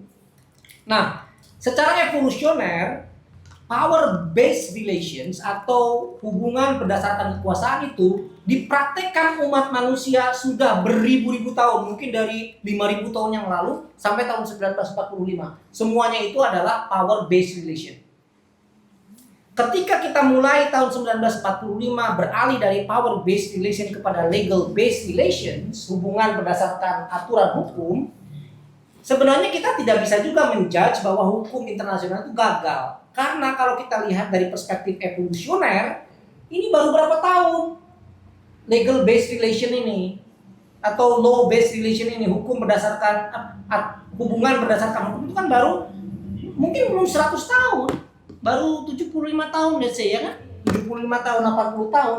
Sementara hubungan antar negara berdasarkan hukum, berdasarkan kekuatan itu sudah berjalan ribuan tahun. Dan karena itu pada masa peralihan ini agak susah diharapkan sepenuhnya hubungan itu akan diregulasi berdasarkan hukum.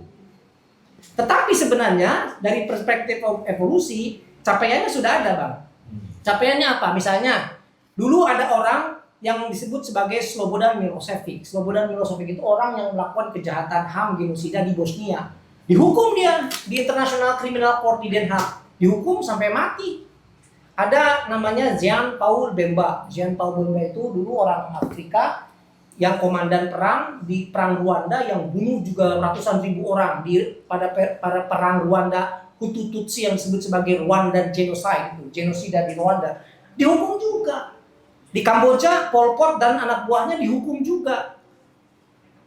Jadi sebenarnya capaian-capaiannya sudah ada.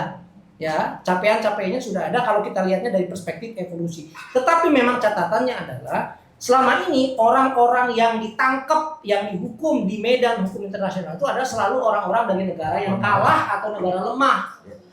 Orang Afrika, orang Serbia yang kalah perang, orang Asia yang kalah perang gitu loh. Jadi selalu masih dianggap sebagai law is only for the winner. Hukum itu berlaku untuk orang yang menang, yang kalah untuk orang yang kalah gitu ya. Tapi power masih utama di sini. Power masih utama meskipun sebenarnya kita melihat ada fase peralihan kan. Jadi ada fase peralihan dari hubungan berdasarkan kuasa kepada hubungan berdasarkan hukum meskipun kuasa tetap masih dominan. Jadi yang optimis itu gitu biasanya. Oke. Yang kedua, alasan kaum optimis di dalam hukum internasional itu mengatakan begini, Bang. Which is ketika saya renungkan betul juga.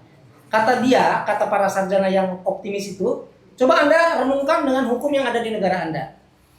Kalau Anda renungkan semua aturan yang ada di KUHP, aturan-aturan impres presiden, semua KUHP itu, 90% hukum itu nggak ditegakkan. Percaya sama saya? 90% hukum yang ada di Indonesia itu nggak ditegakkan. Kepada yang punya power. Sama juga, hukum di Indonesia juga hanya berlaku untuk yang lemah, yang nggak punya kuasa, yang nggak punya network. Kata ahli hukum internasional, kamu mikirin hukum internasional di kampungmu juga sama. Coba kamu datang ke polisi, kata orang ini. Kamu datang ke polisi karena kamu kemalingan. Rumah saya kemalingan bulan November, saya cerita sama anak. Saya datang ke polisi. Saya tuh hilang duit sekitar 80 juta di rumah. November itu emas hilang, duit dolar saya hilang. Saya laporan ke polisi, laporan dibuat. Ini pelan-pelan sih karena jelas. Ada follow up. Di WA aja nggak ada. Nggak bayar. Jangan berharap bayar pun nggak bakalan diurus. Polisi itu by nature itu pasti akan tebang pilih ketika menegakkan hukum by nature karena tidak punya resource untuk menegakkan semuanya. Kalau ada orang dibunuh kayak yang sama mati itu baru polisi turun. Kalau cuma hilang handphone, hilang motor, hilang duit, nggak bakalan aturan itu ditegakkan. Percaya sama saya. Percaya sama saya. Jangankan di sini Anda datang ke Paris, duit Anda hilang, laptop Anda hilang, datang ke polisi, follow up, catat aja, selesai. Jadi kata ahli hukum internasional, kamu jangan sibuk-sibuk ngomongin hukum internasional tidak bisa ditegakkan. Hukum nasional pun 90% itu kagak ditegakkan. Polisi, aparat hukum itu selalu akan tebang pilih ketika dia menegakkan hukum. Pertama karena alasan sumber daya tidak mencukupi untuk menegakkan semua. Yang kedua ya tetap ada power, ada interest, ada kepentingan yang main di situ. Begitu Bang, tanggapan saya. Tapi dipahami dulu nih bahwa yang dibicarakan JJN adalah hukum internasional terkait dengan humanitarian. Pidana, Ya, criminal law. Kriminalnya, Pak. Sedangkan hukum internasional dalam perspektif historis yang jangka panjang sudah panjang sekali. Itu sudah ada di bidang ekonomi. Law of Mercantoria. Ya, betul. Ya kan, dan itu udah jauh lebih panjang sejarahnya, dan sama berbasis pada power juga. Tapi international transaction dan regulationnya jauh lebih tua. Sebab penyelesaiannya tidak dilakukan dengan instrumen yang dibentuk bersama. Tapi dilakukan oleh masing-masing berdasarkan kesepakatan. Itu bedanya. Jadi biar jangan salah paham dari perspektif itu. Oke. Selanjutnya saya undang Bang Adi Pray nih. Pakar. Saya sejam nggak dengerin dia. Silakan. Takut terpotong kayak yang lain dulu. Pasti saya ngomong. Mila. Yang ngikutin dari awal dong. Sini. Banyak tadi temanya luar biasa ini, menarik. Dari lokal sampai internasional dan dari hukum klasik sampai. Cek sudah. Oke, terima kasih Kak Jejen. Saya ngerasa kayak ikut kuliah hukum nih ya. Udah berapa SKS nih ya kira-kira ya yang belajar hukum ya. Jadi pertama terima kasih banyak untuk ilmunya, kemudian selamat buat Mazhab Ciputat karena ini yang pertama ya perdana kegiatan kita dan wow banget nih, apalagi kalau udah keluar ke medsos pasti wah ada apa nih kok kita nggak diundang gitu ya. Nah next ya buat teman-teman yang lain nanti setelah ini. Nah mengenai perang ini ya Kak ya, karena tadi kan Kak Jejen tuh membahas dari segi hukum internasional. Kalau soal saya itu lebih kepada korban-korban gitu ya, selalu berpikir bagaimana ya. Jadi kalau kita bicara hukum itu udah bener apa yang Kak Jejen bilang, mau ngomong apapun ya persoalannya kompleks kalau soal hukum. Saya lagi berpikir apa yang bisa lewat dari itu gitu ya. Misalnya melihat kondisi anak-anak yang semakin banyak korban. Bagi anak itu kan traumanya panjang sekali ya. Kalau dia hidup sampai dia dewasa itu akan membawa trauma yang sangat panjang dalam kehidupan mereka. Karena dia melihat, mengalami langsung semua keluarganya mungkin mati ya saat itu. Dan kemudian dia hidup sampai 20 tahun kemudian tuh itu panjang sekali rentetannya begitu. Nah kalau perempuan juga sama ya, perempuan pasti dalam kondisi perang tuh yang paling menjadi korban itu perempuan dan anak ya. Kita udah sepakat semua itu karena perempuan kan punya banyak banyak pengalaman hidupnya dalam pengertian misalkan soal sanitasi misalnya, bagaimana dia dengan air dan lain-lain gitu kan. Nah saya lagi berpikir kalau bicara hukum, apakah kan ada PBB nih sebagai jembatan untuk seluruh negara-negara gitu ya. Memang dia punya keterbatasan tentunya, tapi dia kan punya power juga mungkin dalam konteks tertentu. Apakah PBB itu lewat PBB misalkan kita bisa mendorong ini kalau anak-anak dalam kondisi perang yang minta ampun kayak di Palestina, apakah memungkinkan dan tidak melanggar hukum lagi ya kalau kita misalkan membawa anak-anak itu ke tempat tertentu misalkan untuk sementara. Ini saya lagi berpikir itu apakah itu melanggar juga karena harus berpisah dengan keluarganya. Tapi kalau dibiarkan di situ pun nggak tahu akan hidup apa enggak kan. Kalaupun hidup dengan trauma yang tadi itu. Nah apa? Kita setuju dengan ide Trump dan Enggak, saya enggak membawa keluar gitu ya. Enggak, nah makanya saya bilang tadi kan anomali kan. Tadi Kak Jejen bilang ini sebetulnya kan misinya adalah memang membumi hanguskan. Kalau kita pergi dia menang dong, udah dapat tanahnya gitu kan. Oke lah satu sisi, tapi sisi yang lain kita nggak mau. Tapi gimana dengan kondisi anak-anak ini kan? Makanya saya bilang apakah ada hukum yang mungkin dekat atau mengatur itu anak-anak ini sebaiknya akan bagaimana dulu? Paling tidak mungkin dalam kondisi yang sangat darurat sampai sekarang. Mungkin dalam kondisi yang dianggap udah mulai baikan nih atau udah lumayan nih, mungkin dikembalikan kan atau seperti apa? Saya nggak bilang bahwa mereka dikeluarkan semua ngasih ngungsi gitu, karena kan tadi ada faktor tadi ya bahwa menang dong dalam konteks teologi tadi gitu kan. Ya, iya. So kita secara langsung bahkan ya mengangkut orang keluar kan berarti ikut serta dalam. Nah dari perspektif hukum itu seperti apa ya kalau kita melihat kondisi itu? Ini memang pertanyaan yang luar biasa penting. Saya pernah nulis ini terkait dengan Rohingya. Rohingya kan sebenarnya dalam beberapa hal kasusnya sama ya.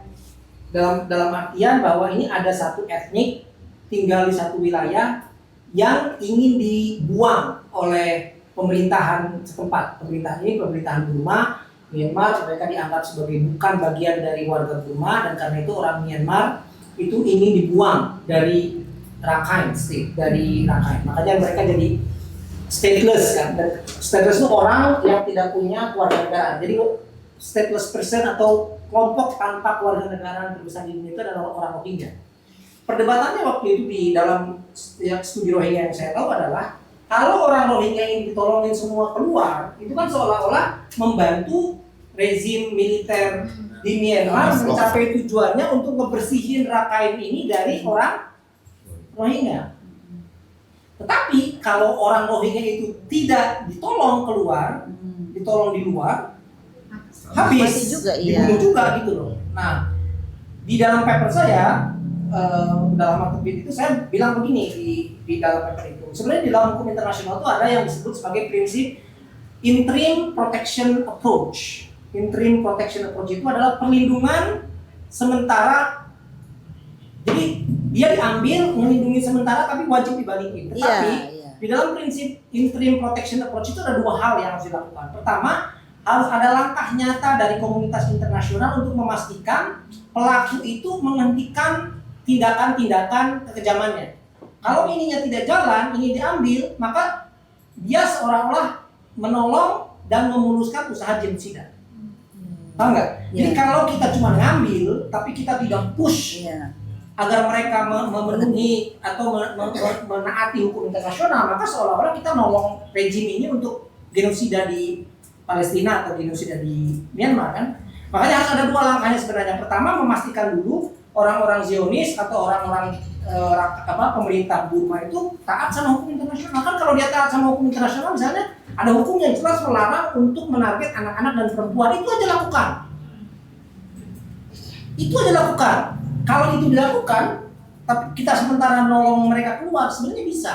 Tapi problemnya adalah gimana kita bisa memastikan ketika anak-anak ini kita tolong keluar, diamankan, Israel itu tidak seolah-olah dibantu melakukan ethnic cleansing dari wilayah Gaza. Itu tantangan terbesarnya.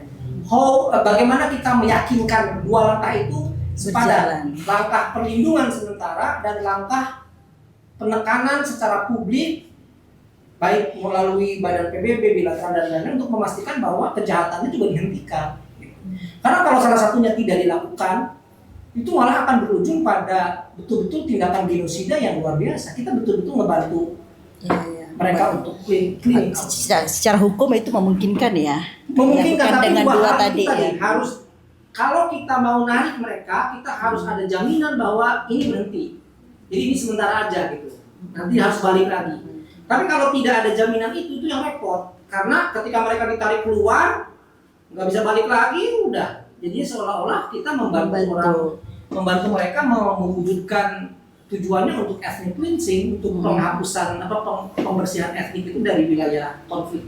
Oke, iya. Satu lagi ya komen terkait dengan, kan kalau kita bicara hukum kan pasti soal berjalan apa tidak gitu kan, dan itu udah rahasia umum. Nah sekarang saya lagi mau bawa bahwa ketika situasinya seperti itu, maka salah satu cara yang bisa kita lakukan sekarang kan pasti medsos ya. Bagi anak-anak sekarang khususnya ya. Artinya begini, tadi kan Kang Jejen bilang nih kalau saya ngelapor itu nggak bakal di ini, kalau kita pasti tebang pilih. Tapi dalam beberapa kasus ketika itu viral itu ditindaklanjutin. Misalkan dalam kasus kekerasan perempuan ya, ketika ini langsung datang tuh diberesin. Tapi kalau nggak kita ngelapor dikiranya kamu kali yang salah sebagai perempuan, bajumu kali misalnya begitu kan. Artinya ada beberapa kasus yang begitu. Keadilan berdasarkan keviralan. Keviralan betul, no viral no justice itu benar sekarang. Iya, itu udah fakta sekarang gitu kan. Nah, saya mau bilang bahwa kayak kondisi Palestina ya, ketika lagi naik banget itu, terus kemudian seolah dikampanyekan gitu, jangan boykot gitu kan.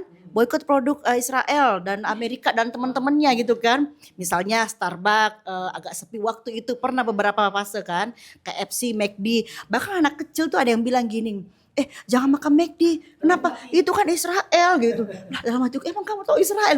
Di TV mungkin ada narasi-narasi yang diberikan kepada mereka gitu kan. Nah ini terkait dengan Ciputat nih yang Islami. Tadi kan mau dikaitkan dengan Ciputat ya. Nggak harus ya. Oh kirain kalau masalah Ciputat berarti ya harus ada. Tapi boleh karena kan gini. Kalau saya membaca ini asumsi saya aja karena saya belum penelitian. Rasanya ya kalau kita lihat beberapa kelompok masyarakat Indonesia itu kalau kita bicara soal Israel itu dikaitkan dengan agama. gitu kan, bahwa dia ini non Islam. Jadi sebagai orang Islam kita harus bantu dong teman-teman di Gaza. Makanya dengan cara apa? Boykot, jangan beli ini, pakai itu. Nah, narasi itu ternyata cukup berhasil gitu kan untuk membantu. Kan tadi kan kenapa di Indonesia kayak adem-adem aja, yang nggak perlu, udah narasi agama selesai dia. Bahkan ada teman-teman sastrawan, dia tuh bikin malam baca puisi di tim. Itu se-Indonesia yang hadir 100 orang.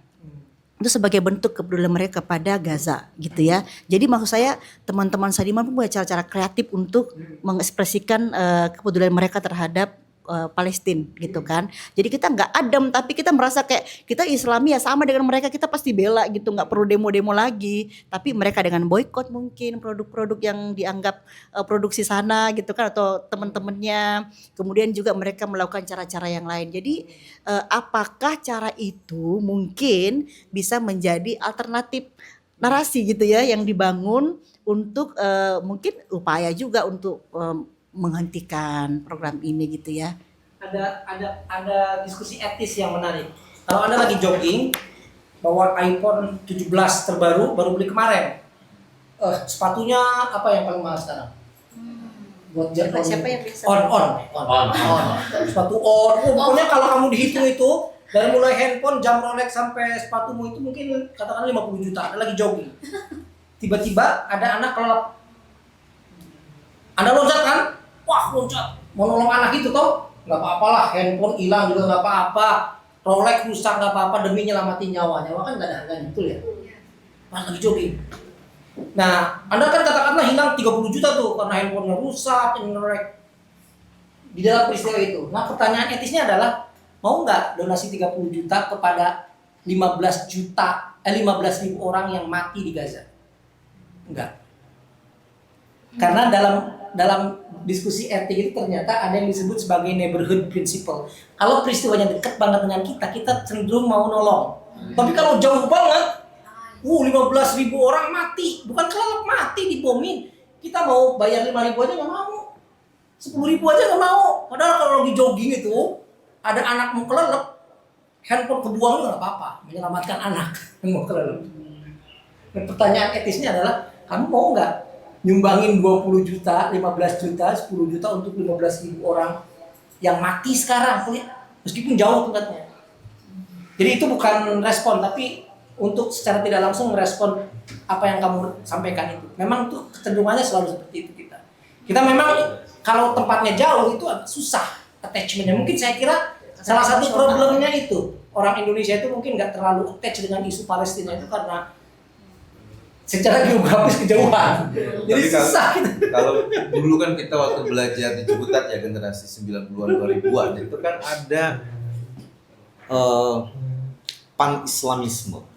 Ya, semangat umat. Ya, kan ada ide itu ya, gitu ya. Terakhir kan kalau kita baca bukunya Pak Harun Nasution dari Abduh misalnya, itu kan sudah diupayakan untuk memunculkan gerakan pan-islamisme, menyatukan kembali kekuatan Islam ini dalam satu panji, ya kan? Nah, tapi kalau kita lihat mulai dari abad 20, justru kan yang terjadi itu adalah tadi segregasi. Bahkan semakin ke sini Islam itu menjadi Islam yang lokal. Misalnya Indonesia memunculkan Islam Nusantara, ya kan, Islam macam-macam. Apakah mungkin gitu ya? Problemnya di situ justru. Ya. kita pikir lihat nih maksudnya. Ya, betul juga tadi. Cara berpikir global di aspek yang lain. Kemudian dari sisi Islam justru kan terjadi proses pengkotak-kotakan. Jauh lebih luar biasa. Ya. Iya, izin Abid ngasih ke saya dulu, terima kasih. Karena emang udah mendidih di awal nih Bang. Pertama karena ini sore hari ini tentu Bang Jian menampilkan fakta yang memang fakta yang udah kita ketahui banyak di media sosial, di mana pembantaian Israel atas Gaza itu semakin meluas, dan pada hari ini pun itu masih belum menemukan titik temu. Contohnya beberapa hari lalu misalnya saya mencatat kelompok Houthi ya di Yaman yang menenggelamkan kapal kargo atas nama pro Iran gitu. Itu kan bukan tidak mungkin yang tadi Bang Jen sampaikan dari konflik Israel dan Palestina, dan memang itu sudah terjadi. Itu juga meluas, bukan hanya perkara tentang tadi kalau kita melihat masalah teologis atau masalah perebutan wilayah dan lainnya, tapi itu ini udah masuk kepada wilayah geopolitik yang makin luas. Kalau bicara tentang itu, saya justru semakin lebih skeptis dengan kenapa hukum internasional dan hukum humanitarian ini ya, atau hukum humaniter ini tidak saling bergandengan tangan dalam hal perang gitu. Saya melihatnya seperti itu. Karena banyak kenyataan-kenyataan yang misalnya kita lihat hukum humaniter tidak memperbolehkan penargetan non-kombatan atau misalnya relawan atau petugas kemanusiaan atau bantuan kemanusiaan. Tetapi pada kenyataannya di kasus Israel dan Gaza ini terjadi. Contohnya tadi yang Bang Jen sampaikan, dokter Indonesia yang di Palestina secara terang-terangan gitu ditargetkan. Iya, betul. Itu kan sudah jauh daripada perlindungan yang ada di hukum humaniter atau hukum internasional yang memang saya rasa banyak negara yang sudah meratifikasi hukum tersebut gitu.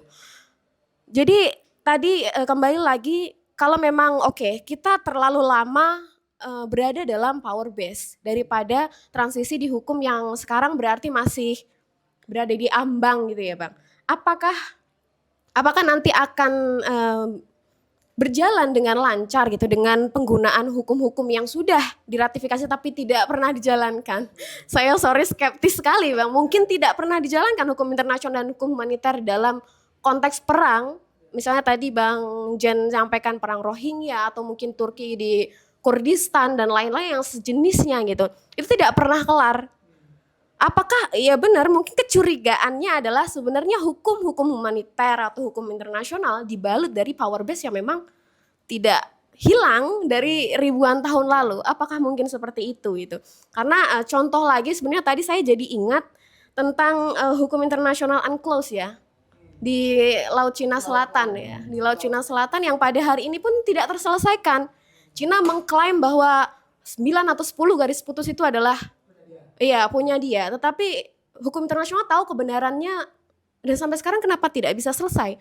Mungkin saya rasa case ini juga sebagaimana case Israel dan Palestina atau Israel dan Gaza yang saya rasa tidak pernah terselesaikan karena mereka sama-sama memiliki power base-nya masing-masing atau negara-negara yang melindungi kekuatan daripada Israel. Dan nanti kita akan mungkin melihat bagaimana power US dan lain-lainnya gitu untuk mendukung atau melancarkan gerakan-gerakan Zionis. Dan pada hal ini ya gak tahu ya, saya juga bingung letak Gaza apakah akan terselesaikan atau ya mungkin ini hanya ekspansi yang tinggal menunggu waktu Israel akan take it Gaza gitu untuk wilayahnya.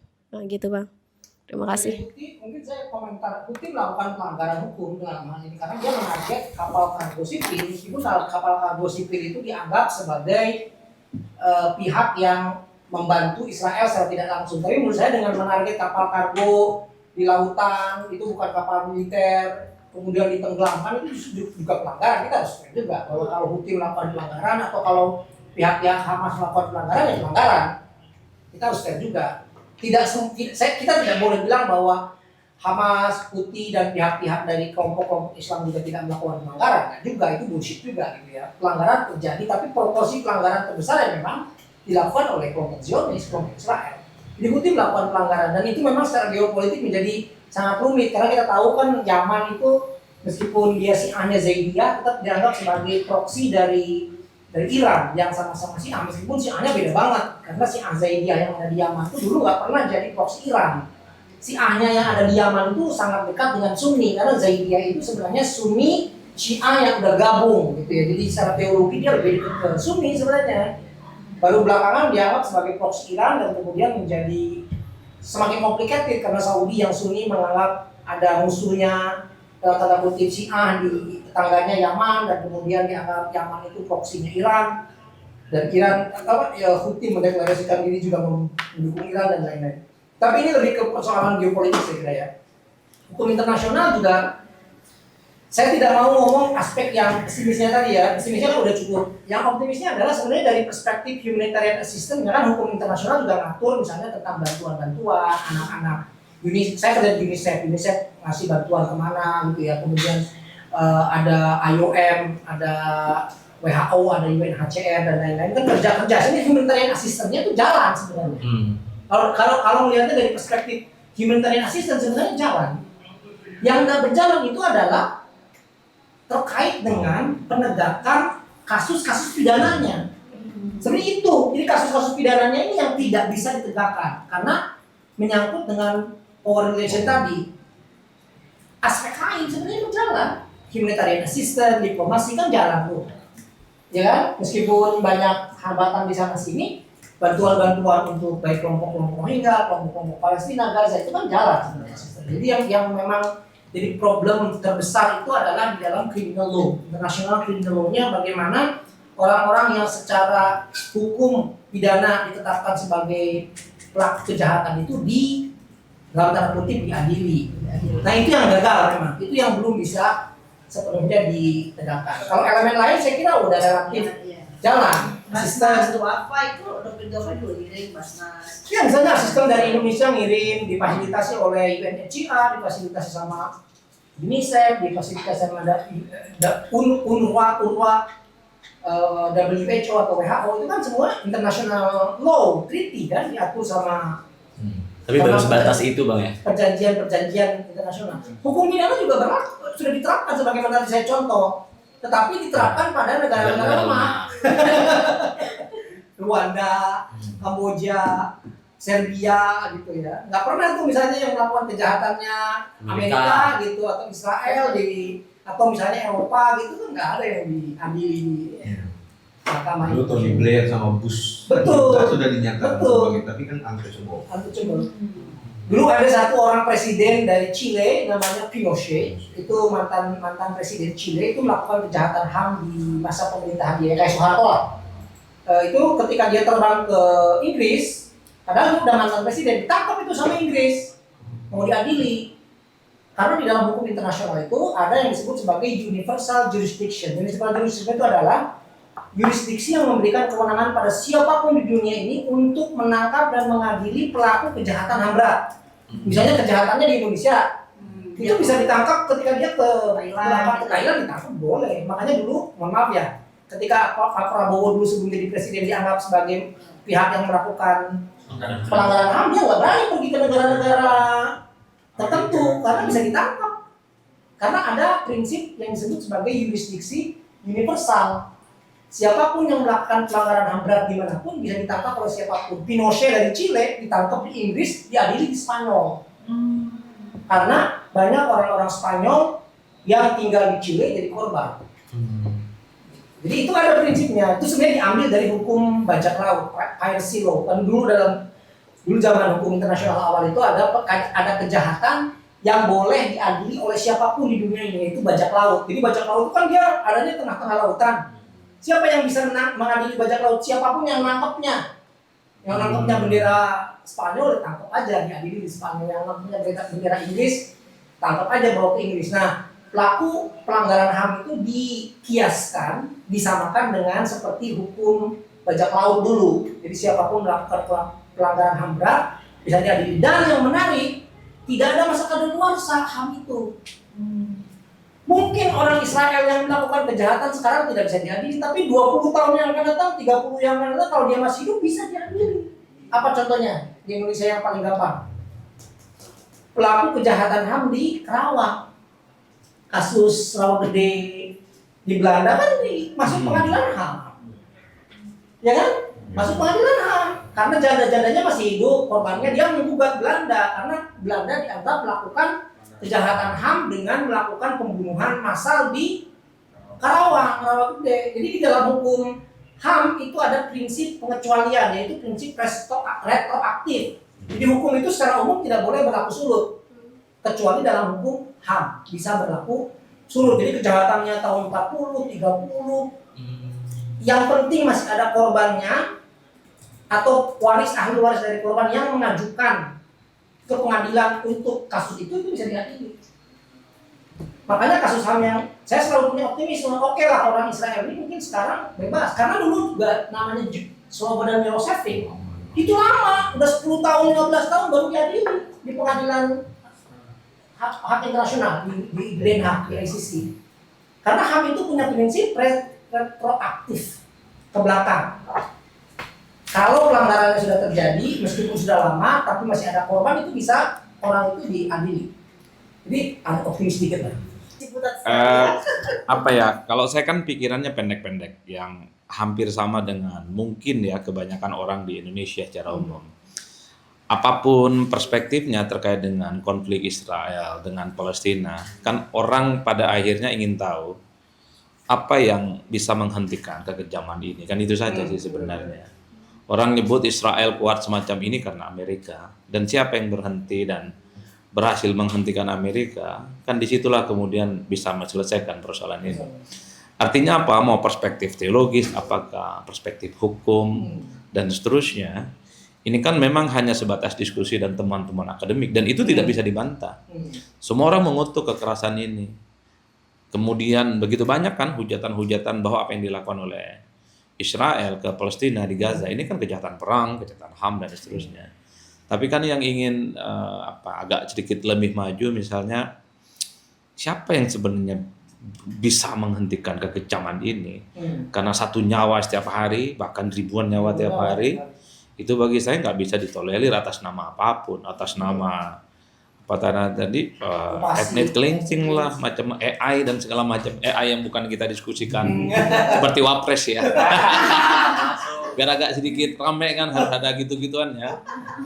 Nah kan itu yang sebenarnya per hari ini sebenarnya Pak Dr. Jen untuk mengantisipasi, karena apapun kalau kita bicara tentang kekuatan politik ekonomi global hari ini pun sebenarnya kalau kita menganggap ini akan terus kuat Israel selama ada Amerika, itu kan sudah mulai berubah kan geologi politik kita secara nasional. Cina kuat, Rusia kuat, tapi secara politik dia tidak mau langsung face to face dengan menjadikan kasus Palestina dan Gaza itu semacam proksi. Apakah karena memang Gaza, Palestina lebih banyak juga. Atau jangan-jangan negara-negara yang selama ini memang selalu menjadi pembanding dari kekuatan Amerika dan Israel ngebela Palestina sekalipun nggak ada untungnya, nggak ada faedahnya secara ekonomi dan politik, kira-kira begitu. Nah itu yang saya kira perlu diulas. Nah yang kedua, saya nangkep nih Kang Jen ya, rata-rata lulusan Amerika itu agak mendukung agresi Israel. Kok Kang Jejen agak berbeda ini? Apakah nggak ada takut seun-seun gitu? Karena kalau kita melihat alumni Amerika rata-rata umum relatively, iya minimal diam. Kang Jejen ini agak berbeda mazhabnya. Nggak tahu apa itu maksudnya. Kalau mumpung saya ingat, kalau kita mau tracking satu-satu yang sering inilah ya, opinion publik yang lulusan Amerika, relatifly mereka juga membenci kok apa yang dilakukan oleh kelompok Palestina, Hamas dan seterusnya, pelanggaran HAM lah. Nah, Kang Jejen ini bagi saya adalah eksepsional. Sangat berbeda dengan kebanyakan alumni Amerika. Nggak takut tuh dikasih bendera merah gitu atau apa dan seterusnya. Ini kalau kita bicara kayak gini kan ini soal garis menggaris, Pak. Ini bukan soal hanya intensi kepentingan akademik. Itulah yang saya kira jangan-jangan memang ada pengecualian di mazhab Ciputat, tabrak kanan tabrak kiri kan. Yang penting niatnya itu lillahi ta'ala. Terima kasih. Bang Adi, tanggapan sedikit.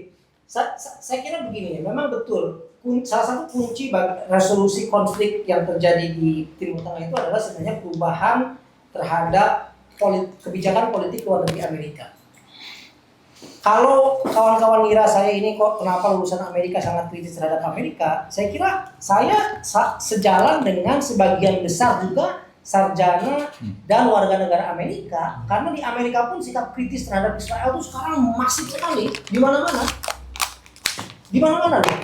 Bahkan salah satu perkembangan terbaru yang menarik, Bung Adi, ada wali kota yang sangat anti-Zionis, kepilih namanya Zohran Mamdani, Demokrat, India, Gambia, Afrika, enggak Afrika ya, bapaknya Kwame itu dari Uganda, menang.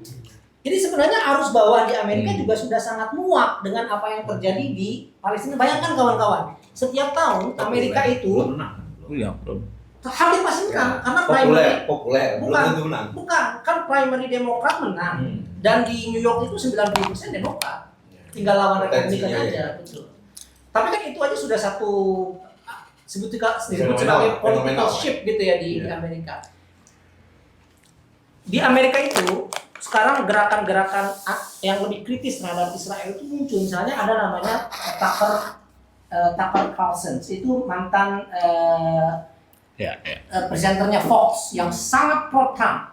Itu sekarang sangat anti Zionis dan dia baru ngasih ceramah lecture di depan Republikan muda dan dia sangat anti Zionis. Karena apa? Karena ternyata uang yang diberikan oleh Amerika kepada Israel lewat lobby yang namanya AIPAC di Amerika itu miliaran dolar setiap tahun. Padahal di Amerika orang susah makan, harga-harga mahal, ongkos kesehatan mahalnya. Uzubillah, saya di Amerika itu memang health sistemnya tuh udah hampir rusak sebenarnya. Jadi ada krisis yang cukup dalam di Amerika. Pada saat yang sama sumber dayanya betul-betul dialirkan tanpa henti, tanpa ada transparansi, tanpa ada syarat apapun ke pihak lain di luar negeri. Buat orang kayak Tucker itu kan ini nggak masuk akal. There is something wrong gitu ya. Something wrong. Jadi saya kira salah satu resolusinya adalah ketika terjadi perubahan orientasi kebijakan luar negeri Amerika. Setidaknya kalau Amerika jauh lebih objektif dalam melihat kebijakan luar negerinya, saya kira mungkin isu perdamaian di Timur Tengah akan relatif bisa tercapai. Tapi lagi-lagi ini terkait dengan lobby. Ya, lobby bagaimana pihak-pihak lain memperkuat lobbynya kepada pemerintah Amerika. Karena di Amerika itu kan lobby itu legal ya, boleh orang melakukan lobby senjata, lobby rokok, lobby minuman, lobby obat, termasuk lobby luar negeri. Kalau orang Indonesia punya duit banyak pengen buat lobby biar kebijakan luar negeri Amerika jadi pro Pancasila juga boleh aja. Ada duitnya ya. Ada duitnya. Orang Yahudi itu duitnya banyak banget. 32% aja berat. Gitu, jadi betul saya kira apa yang disampaikan Bung Adi betul. Ini ada aspek Amerika yang sangat dominan dalam menentukan hitam putihnya apa yang terjadi di Timur Tengah. Hitam putih Timur Tengah itu salah satunya ditentukan oleh hitam putih kebijakan luar negeri Amerika. Dan saya kira saya bukanlah keanehan kalau kita melihatnya dalam perspektif kritis di Amerika. Di Amerika orang kaya saya banyak sekali. Profesor saya itu udah lebih gila dari saya. Atau profesor-profesor lain di Amerika jauh lebih ini. Tapi saya memang ya kalau di Indonesia bukan Anda yang pertama kali. Ini Kang Jezin orang tinggal di Amerika kayak kritis amat sama Amerika. Saya bilang saya bukan kritis sama Amerika. Saya kritis terhadap rezim yang sekarang memerintah Amerika. I love America so much. Saya belajar di sana. Tapi saya ngelihat ada rezim yang nggak waras dalam tanda kutip ya, dan itu menurut saya un-American, nggak Amerika banget. Gimana? Orang tarif dimahalin, mau sekolah dihalang-halangin, orang luar negeri nggak boleh datang. Di mana American Dream-nya kalau orang nggak bisa datang? Di mana American Dream-nya kalau orang dari seluruh dunia nggak bisa datang untuk belajar, bekerja, mau kerja dikejar-kejar, suruh pulang? Aduh, it's not American. Amerika great again. Iya. Di Amerika tuh ya bukan yang saya lihat sekarang. Amerika tuh yang mungkin bisa kita lihat pada zaman yang sebelumnya yang lebih waras lah, meskipun zaman George Bush yang gila itu tetap menurut saya waras gitu ya. Donald Trump ini memang luar biasa, subhanallah ini. Saya kira itu ya, terima kasih kawan-kawan. Ini terima kasih luar biasa diskusinya. Ya semoga kita momen-momen kayak gini bisa dilanjutkan, Bang Adi dan kawan-kawan semua. Nanti mungkin ada tema-tema lain yang saya kira ini recharge seperti ini ya, sebulan sekali lah bisa kita lakukan. Ya, jadi kita betul-betul settingnya lebih ke setting akademik, pengetahuan yang kira-kira bisa merecharge kita bersama-sama. Terima kasih Kak Ana. Oh, siap. Dan sekali lagi terima kasih nih atas kesempatannya, berkenan menjadi host untuk diskusi Mazhab Ciputat yang pertama. Terima kasih. Assalamualaikum warahmatullahi wabarakatuh. Ya, kita hari ini saya tidak ada closing statement yang yang panjang, karena memang diskusi ini ya beginilah Ciputat, bukan diskusi yang kemudian dibatasi oleh sebuah konklusi, tapi disinilah nilai dan kemudian kesadaran kita kembali digali, kembali diasah. Kalau bicara tentang hukum internasional kan tadi kita nggak bicara lagi siapa yang salah, siapa yang akhirnya bertanggung jawab atas kerusuhan ini, tapi at least kita bisa melihat kembali gitu, di atas hukum sebenarnya masih ada sisi-sisi kemanusiaan yang juga harus kita jaga. Meskipun Palestina itu jauh di ujung sana, tapi tidak ada salahnya kita ikut berkontribusi lewat aksi-aksi yang bisa kita lakukan. Mungkin seperti itu ya. Nah, terakhir terima kasih juga untuk Mazhab Ciputat yang sudah mempercayakan logika menjadi satu ruang dan menyelenggarakan roundtable season 1. Semoga logika juga bisa tetap menjadi wadah untuk mendukung intelektualisme terutama di Ciputat, Kang. Amin. Ya, Terima kasih. terima kasih semuanya. Sampai berjumpa lagi di roundtable berikutnya. Tepuk tangan lagi buat Ana. Sama-sama. Assalamualaikum warahmatullahi wabarakatuh. Waalaikumsalam.